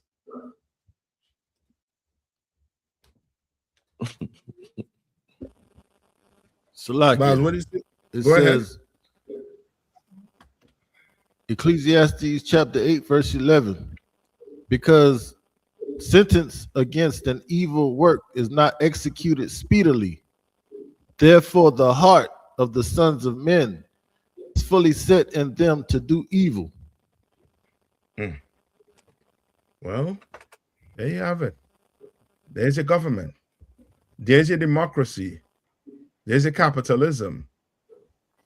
There's a Christianity. It's a little more if you want. Yeah, come on. Verse 12. Though a sinner do evil 100 times, and his days be prolonged. Yet surely I know that it shall be well with them that fear the Most High, which fear before him. Verse 13. But it shall not be well with the wicked, neither shall he prolong his days, which are as a shadow, because he feareth not before the Most High. Yeah, and that's these men that's in power right now. They don't fear God. They do not. You talk about what's the code name for child meat? Beef jerky, or I forget the name they was calling it. Something jerky. Yeah, can cancer, beef jerky. Beef jerky. Can. You understand? Right. Like that. Yeah, I mean the Lord, you think the Lord gonna let that sleep? I mean, numerous of our sisters and brothers be going missing. Now we have to sit down and wonder what the hell is going on in this place. What is going on? We literally have cannibals sitting over us. And remember, remember what I was saying about the Native Indians. What I was saying about the First Nation people. They were saying that they were cannibals. Now you know who's a cannibal.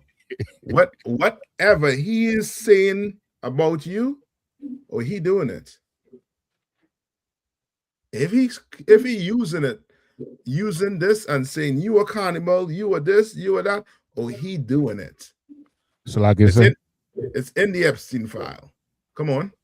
I got a scripture, sir, if I may. Go ahead. This is the Wisdom of Solomon, chapter 2 and verse 12. Therefore, let us lie in wait for the righteous man, because he is not for our turn, and he is clean, contrary to our doings.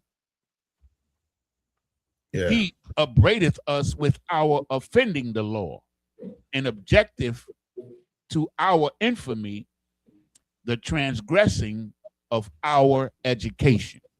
Yeah. You understand? Like the Lord don't want you now to see these people and be jealous of them and want to be like them because of money. These people are evil. You understand? Clearly seen that whoever is running this country, they're evil people. Wicked. And the Bible says when the wicked is in authority, the people are going to what? More. Mm-hmm. And you boss said that, vote Trump in. Now, don't back out now. Don't back out now. Don't now come and say, hey, you know what I mean, where's the Epstein file? Where's the... You knew before he went in, he was on the Epstein file. You knew. So don't cry now. You know what I mean? Now the boat's sinking, you want to jump off? Nah. Sail that Trump boat, man. Sail with it. All right. There's something I wanted. Where we at right now? Hold on. I think young man Desron had a question. All right, what is a concubine? Kim? So like it, sir, it would be like a lesser wife, like a woman that you got that you didn't go to the father. So like it, sir. Go ahead. This is according to the the Zondervan Pictorial Bible Dictionary, page 116, compact version. Concubine, a woman lawfully united in marriage to a man in a relation inferior to that of the regular wife. That's according to the Zondervan, sir. Salakia. No, get me the do you have it in the Bible? Salakia, sir. They have a few different precepts. Genesis 16 and 1. Genesis 16 and 1. No, not that one. What about 22 and 24? Genesis Like it, 22, sir. Genesis. Hold on. Genesis what? 22 and 24. I think I know which one you're talking about. Not that one. Okay. Baz, what you gonna say? Come on. Is it like could it be a wife that's gotten like from like the spoils of war? That is one of them also too, right? A concubine. First off, a concubine is a woman of what race? So, like I said, she has to be an Israelite. She has to be an Israelite. Israelite. These are the so-called Christian groups, Israelite groups will say what? A concubine is a woman that's what? Another nation. Yeah, and is not really a wife. Yeah, but you're having sex with her, right? But she's not really a wife. Dummy, right? When a concubine has to be a sister. But how did you get the sister? Right? And when you hear concubine, just think status. Right? Think status. Right? Is it's almost like like how England have it with the what's that with the king? Right? Just imagine you're a king, right? You have your kids. No, your kids can't go and marry what? A commoner. You understand? Your kid has to go marry what? Somebody of his status. You understand? Concubine is a woman from that spoiler war, but is that status. She is your wife, but it's the way you got this woman. You understand? All right. I'm trying to see if I get a scripture for you. I think it's check Judges for me. Somebody check Judges. No, that's for Levi. Hold on.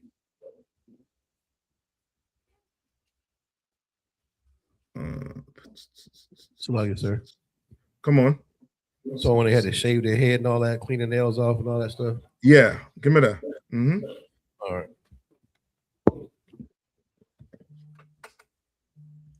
And this is just to show you, or to give you a picture of what the status of this woman, right?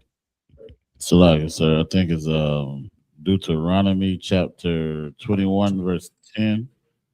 Says when says, when thou goest forth to war against thine enemies, and the Most High thy power have delivered them into thine hands. Right. And just think about this, right? An enemy basically is somebody who what?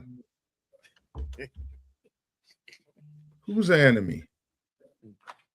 So like you said, would this be kind of like how Israel had a civil war? Yes, but yeah, give him an example. But who's an enemy?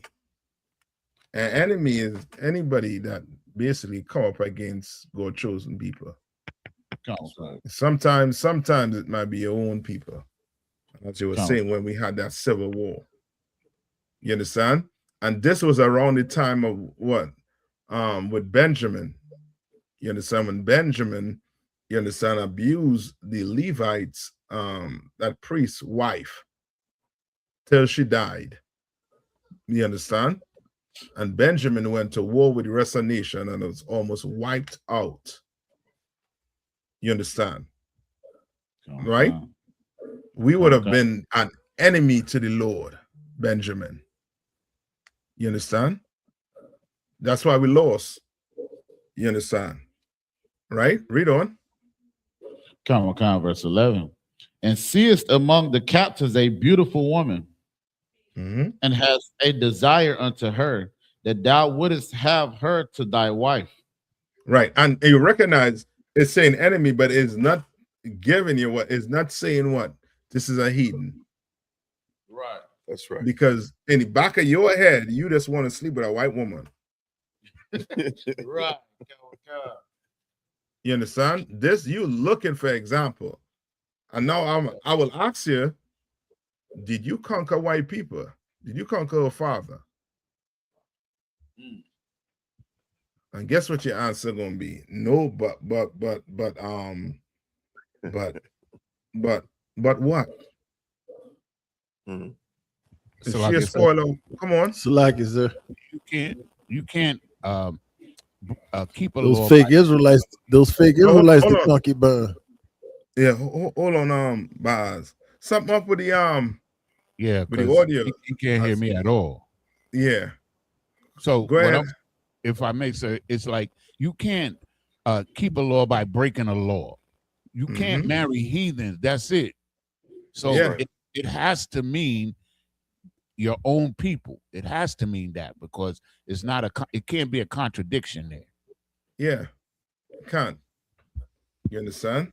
The Lord laying the rules, just like Esau. Esau has his rules when he goes to war with his people.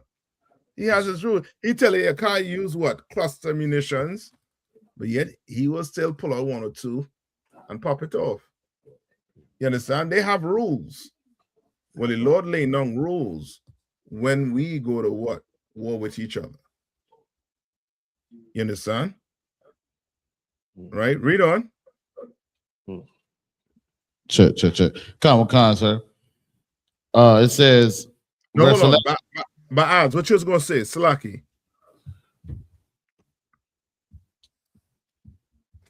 Baz, you was gonna say Oh, something? Salaki, sir. I was just saying the fake Israelites who say that the concubines of the other nations, since we the ones who got conquered by our oppressor, they would technically be concubine, right? Yes.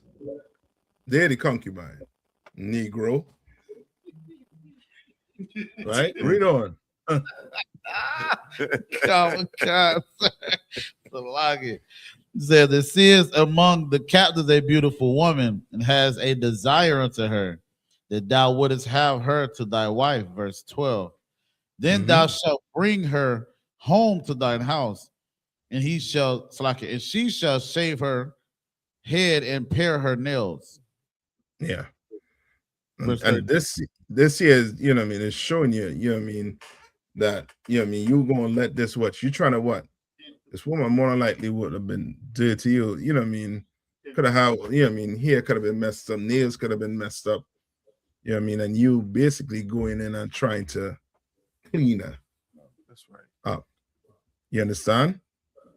And now you're gonna put her aside for her to mourn, and then after the days of mourning, if you want to wife her, then the Lord is telling you how to go about doing it. You understand? We don't, you know what I mean, we don't abuse women. We don't do that. Right. We're not going to do it now, and we're not going to do it in the kingdom. That's right. All right. All right. I think, you know what I mean, that's it, you know what I mean, for that. But a concubine, you know what I mean, on the whole is a sister. You understand? But this sister was gotten from war, the spoiler war. And just think status. You understand? How you got her. You understand? But she is still your what? Wife. She's still your wife. Wife. So treat her Salaki, like sir. your wife. Come on.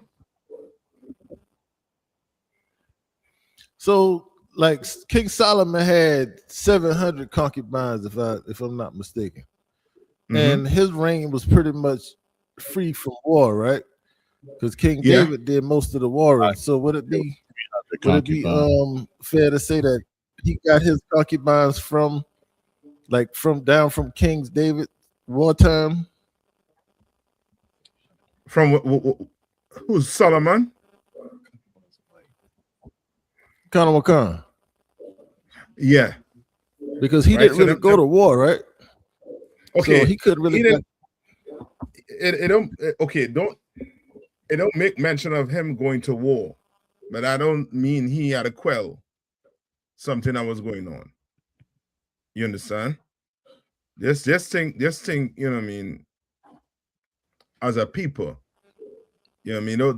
Don't think you ain't gonna have somebody who trying to rebel. Remember, there are things put in the Bible where if there was a murder that happened in the city, the Lord told you what you have to do.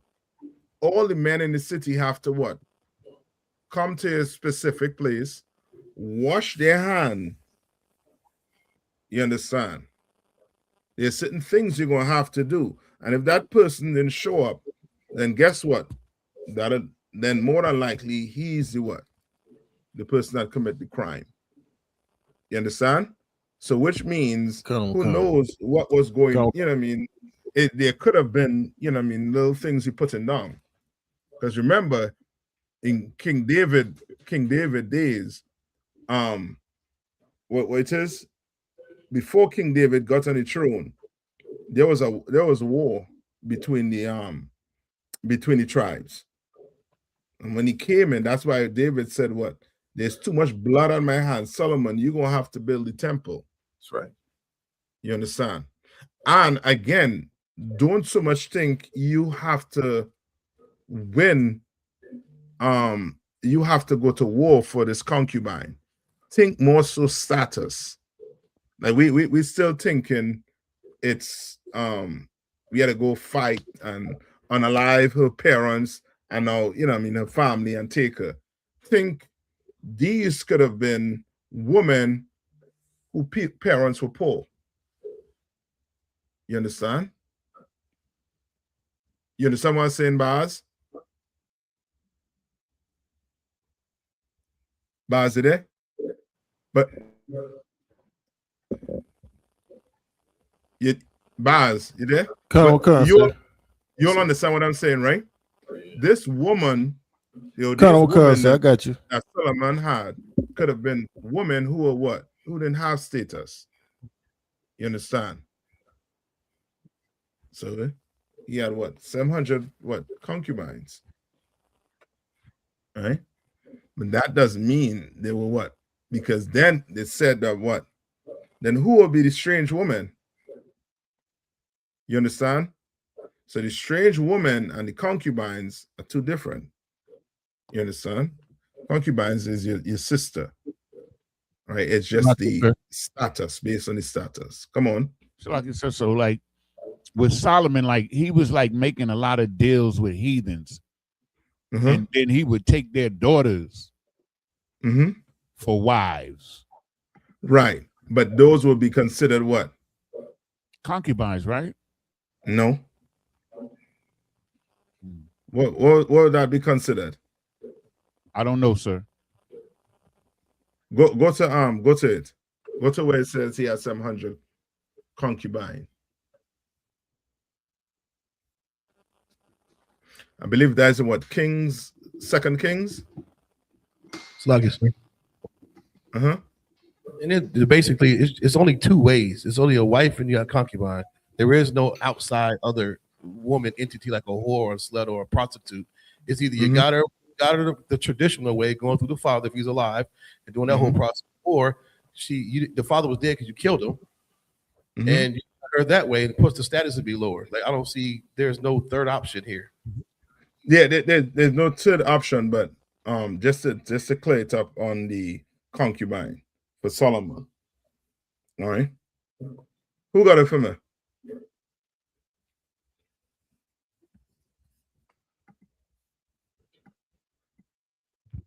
I got it, sir. Go ahead, read it. This is 1 Kings, chapter 11, verse 1. But King Solomon loved many strange women, together with the daughters of Pharaoh, women of the Moabites, Ammonites, Edomites, Zidonians, and Hittites. Verse 2. Of the nations concerning which the Lord said unto the children of Israel, ye shall not go into them. Right, read on. Neither shall they come in unto you, for surely they will turn you away. They will turn away your heart after their gods. Solomon clave unto these in love. Read on. And he had 700 wives, Mm-hmm. and princesses and 300 concubines. And the wives turned away his heart. Right. So you see what's going on here, right? The wives turn away his heart. So he was having what? Marriages with these other women, right? And he would call them what? Wives. You understand? The concubine has to deal with what? Your sisters and them. You understand? This doesn't mean the concubines, because now the concubines here is what? Is heathens. Well, guess what? What had to happen?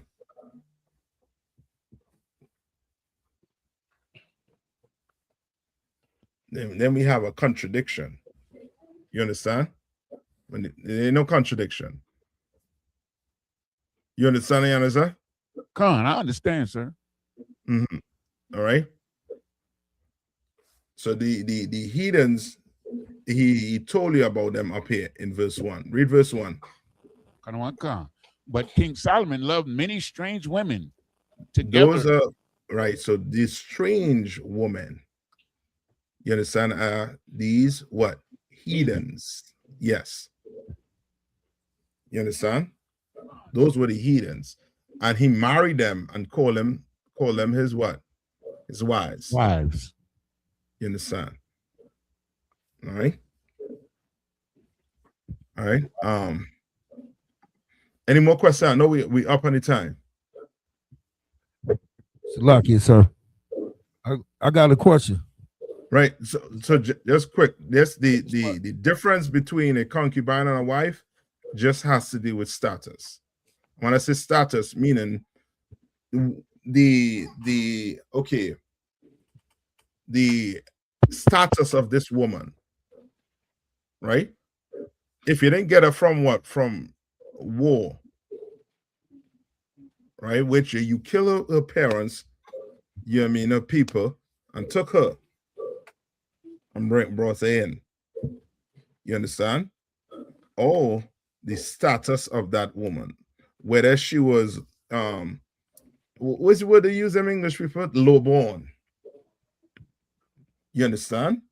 But a concubine and a wife is what? They both what? Wives. Yeah, they're both wives. It's just one telling you how you got one than the other. You understand? Come on. I think it's Kwaba. You had a question? Con, sir. Mm-hmm. I had a question in Romans chapter 12, verse 20. Mm-hmm. I think I need to start at 17 though. I know Come on. you answer this for me. It's the book of Romans chapter 12, verse 17. Mm-hmm. Recompense to no man evil for evil. Mm-hmm. Provide things honest in the sight of all men. Meaning don't be dishonest. You don't be a dishonest man or a woman. You understand? Everything you're doing, you know what I mean, make sure you try and do it as honest as possible when you're dealing with each other. You understand? And it's a recompense no man evil for what? Evil. That's right.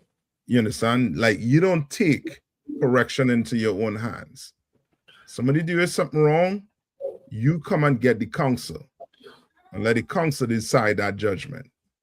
But you know, because he steal from you, now you go do what? Steal from him? You shouldn't do that. Because maybe he wasn't the person that stole from you. You understand? Right, read on. Verse 18. If it be possible, as much as lieth in you, live peaceably with all men. Yeah, meaning, you know what I mean? Try your best to what? To be at peace with brothers and sisters. Try your best. Sometimes it might happen, but try your best nonetheless. And if it don't happen, we have counsel. You understand? Try and be a brother. Right? Read on. Verse 19. Dearly beloved, avenge not yourselves. That's but what rather- that's what he basically trying to get you to understand. Recompense no man with evil is what? Don't avenge yourself. You understand? Living peaceably with people mean what? You're not going to what? Avenge yourself. Read on. but rather give place unto wrath. Meaning what? Not say to what? To just turn, turn away, or or just walk away from the situation. No. If somebody do you wrong, let's get a counsel. You understand? You go get that counsel. You understand? You are given what? Place onto what? To wrath. Right? Meaning the Lord's judgment, not your judgment. Sorry, read on. For it is written, vengeance is mine. I will repay, saith the Lord. Yeah, you go get counsel on it. You understand? You and that brother go to counsel. And in that counsel, the Lord is there. And the judgment is going to come down. You understand? The Lord is going to repay. You don't have to worry about it. You understand? You don't have to now go and try to avenge yourself. No. Read on. My question is in the end of 20. Go ahead. Verse 20. Therefore, if thine enemy hunger, feed him. If he thirst, give him drink. For in doing so, thou shalt heap coals of fire on his head. Yeah. So I see Commander YAHANNA did done this a lot of times. I mean, we follow a man that is better than us are. That's right. You know how much people talk evil about Commander YAHANNA, and what did he do? What did he do? He fed them. You understand? Give them water.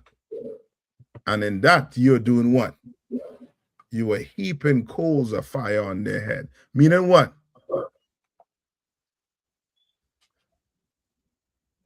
That's what I don't know, sir. I feel like it's meaning like Okay, now think about this, right?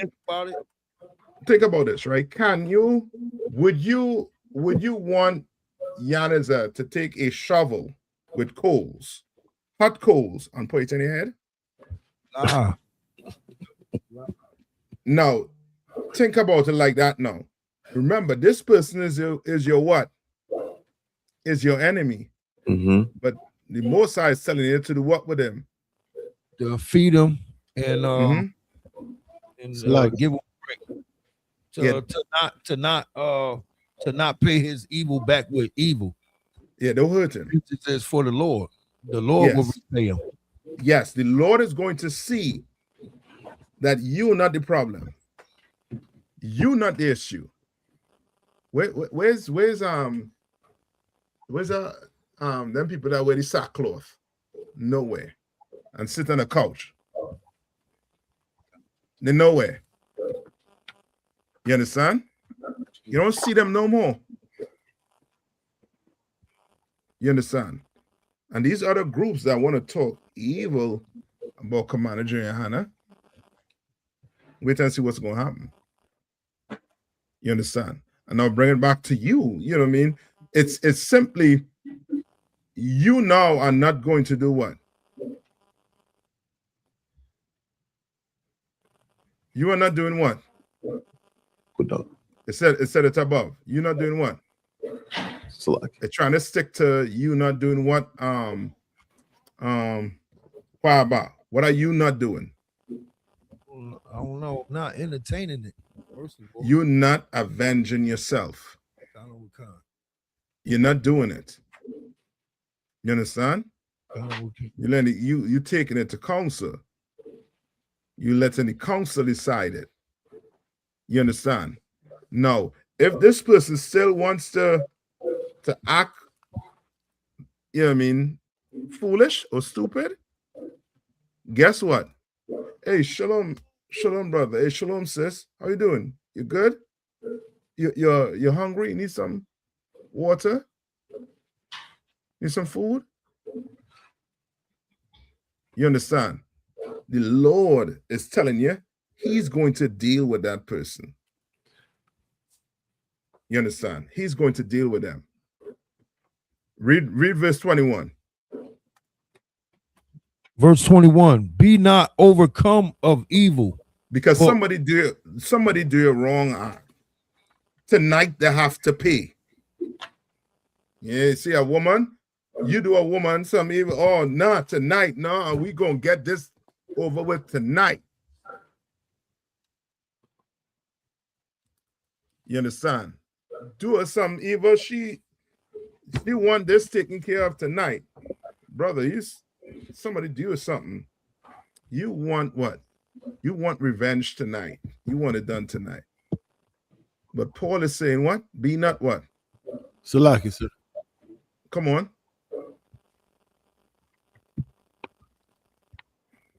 So you went out on my laptop. So what you saying, the heaping the hot coals on their head is making the punishment from the Most High worse? Yes. That is exactly it. Sir. It's no, just picture this. It's like you on a corner and you speaking, and then some Israelite group come out. Right? I seen it done. It was on the other side. And Commander YAHANNA said, yo, give them men some water. We give them water. Does that make us our friend now? No. You understand? No. You think they wasn't talking evil about us? You understand? Right? Come. Like, the Lord is basically telling you, you do not get revenge. He's going to deal with it. You ask for the counsel. You come and ask for the counsel. Somebody do something in the will, right, on the job, you come and ask for counsel on how to go about dealing with it. And we'll tell you how to go about dealing with it. Maybe you might have to come visit whoever is on that job that giving you some issues. You understand? And let it be known. You understand? But the Lord is the one that's going to, you deal with them the way the Lord said to deal with them. You understand? Meaning what? You not trying to do what? Hurt them. Right. You ain't trying to get revenge. You understand? On them. The Lord now is going to watch how you dealt with that person and deal with them. You understand? You're going to heap coals on your enemy's head arc. That's by the way you deal with them. You understand? Come. You're good with that, Aquaba? I ain't telling you now to go sit down and eat with them. You know? You understand what I'm saying? I ain't telling you to do that. It's telling you, read verse 20 one more time. Be not overcome of evil. No, 20. Salakia. Verse 20. Therefore, if thy enemy hunger, feed him. If man that talking, he talking, shit about you. You understand? In some other fake group. What we do with Christians? So Salakia, Cap, real quick. One time we was at camp and it was a guy was out there. He was trolling. He was making all kind of noise, cutting up in front of the camp. And just remind me what Officer Rock fed him, gave him a sandwich, and it took the demon straight out of him. That's right. Yeah, that's right. That you understand. It could do that also too. But guess what? The Lord gonna deal with it. Don't think the Lord sleeping on it. He gonna deal with it. You understand? Right? But he making clear to let you know, vengeance is what? Mine. Right. Not yours. You understand? All right? All right. with that, I'm going to pass the class over to priest and officer. Who am I passing the class over to? Salakia, sir. Officer Kodam. To priest and officer Kodam. Yeah, I believe, young man, I believe Jeriel. I'm going to get a question. Come next week, I'm going to get this question, right? Come, sir. All right. Just to answer him quick, does a woman being a concubine mean you have to sleep with her? There's a law on it.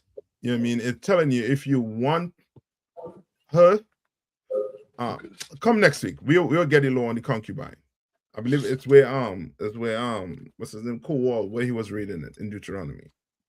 I believe. All right. So just ask for that next week. Salaki brother. Kodam. Pass the class over the priest and officer Kodam. Come on, clap it up for the class. Mina Israel Amajim. I'm gonna run a one courteous salute to the teacher.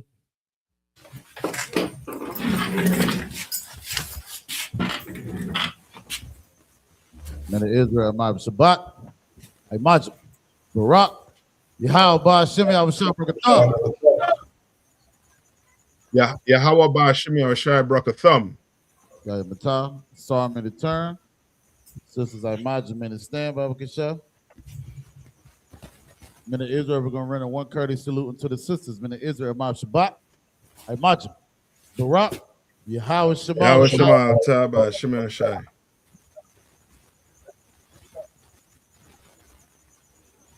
Got Matah, Yeshav, to be seated. Security announcements with an I.S.U.P.K. cut out of 1 West 123 Harlem, New York, operating under the leadership of Commander General YAHANNA.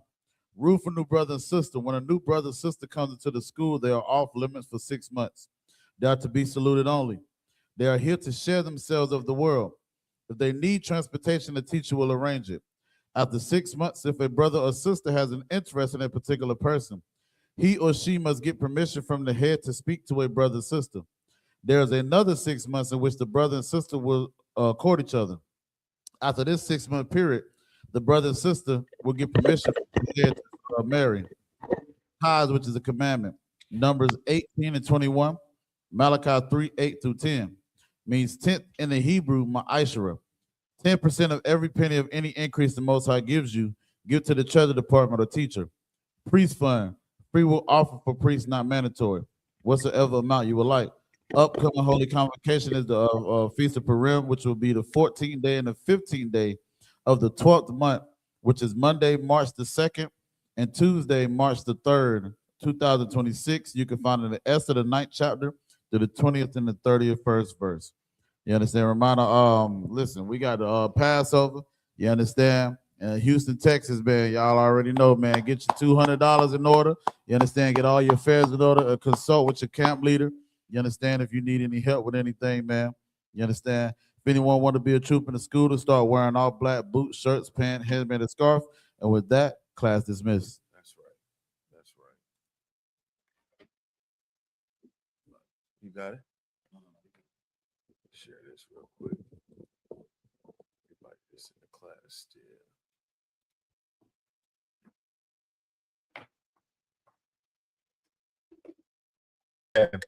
We're going to be in Houston, Texas from April 1st to April 5th, celebrating the Lord's 57th annual Passover, fishing, horseback riding, rides for the kids, bounce houses, and the annual lamb slaughter held at the BH Ranch. And it ain't no party like the all-black party, the annual all-black party. 14149 Player Street in Houston, Texas. You know it's going to be lit. All leading up to Saturday, April 4th, the Lord's 57th annual Passover. You still got time. Go to ISUPK.com to pay your Passover fee. 18 and over, $200. You do not want to miss the Lord's 57th annual Passover. Houston, Texas. Shalom.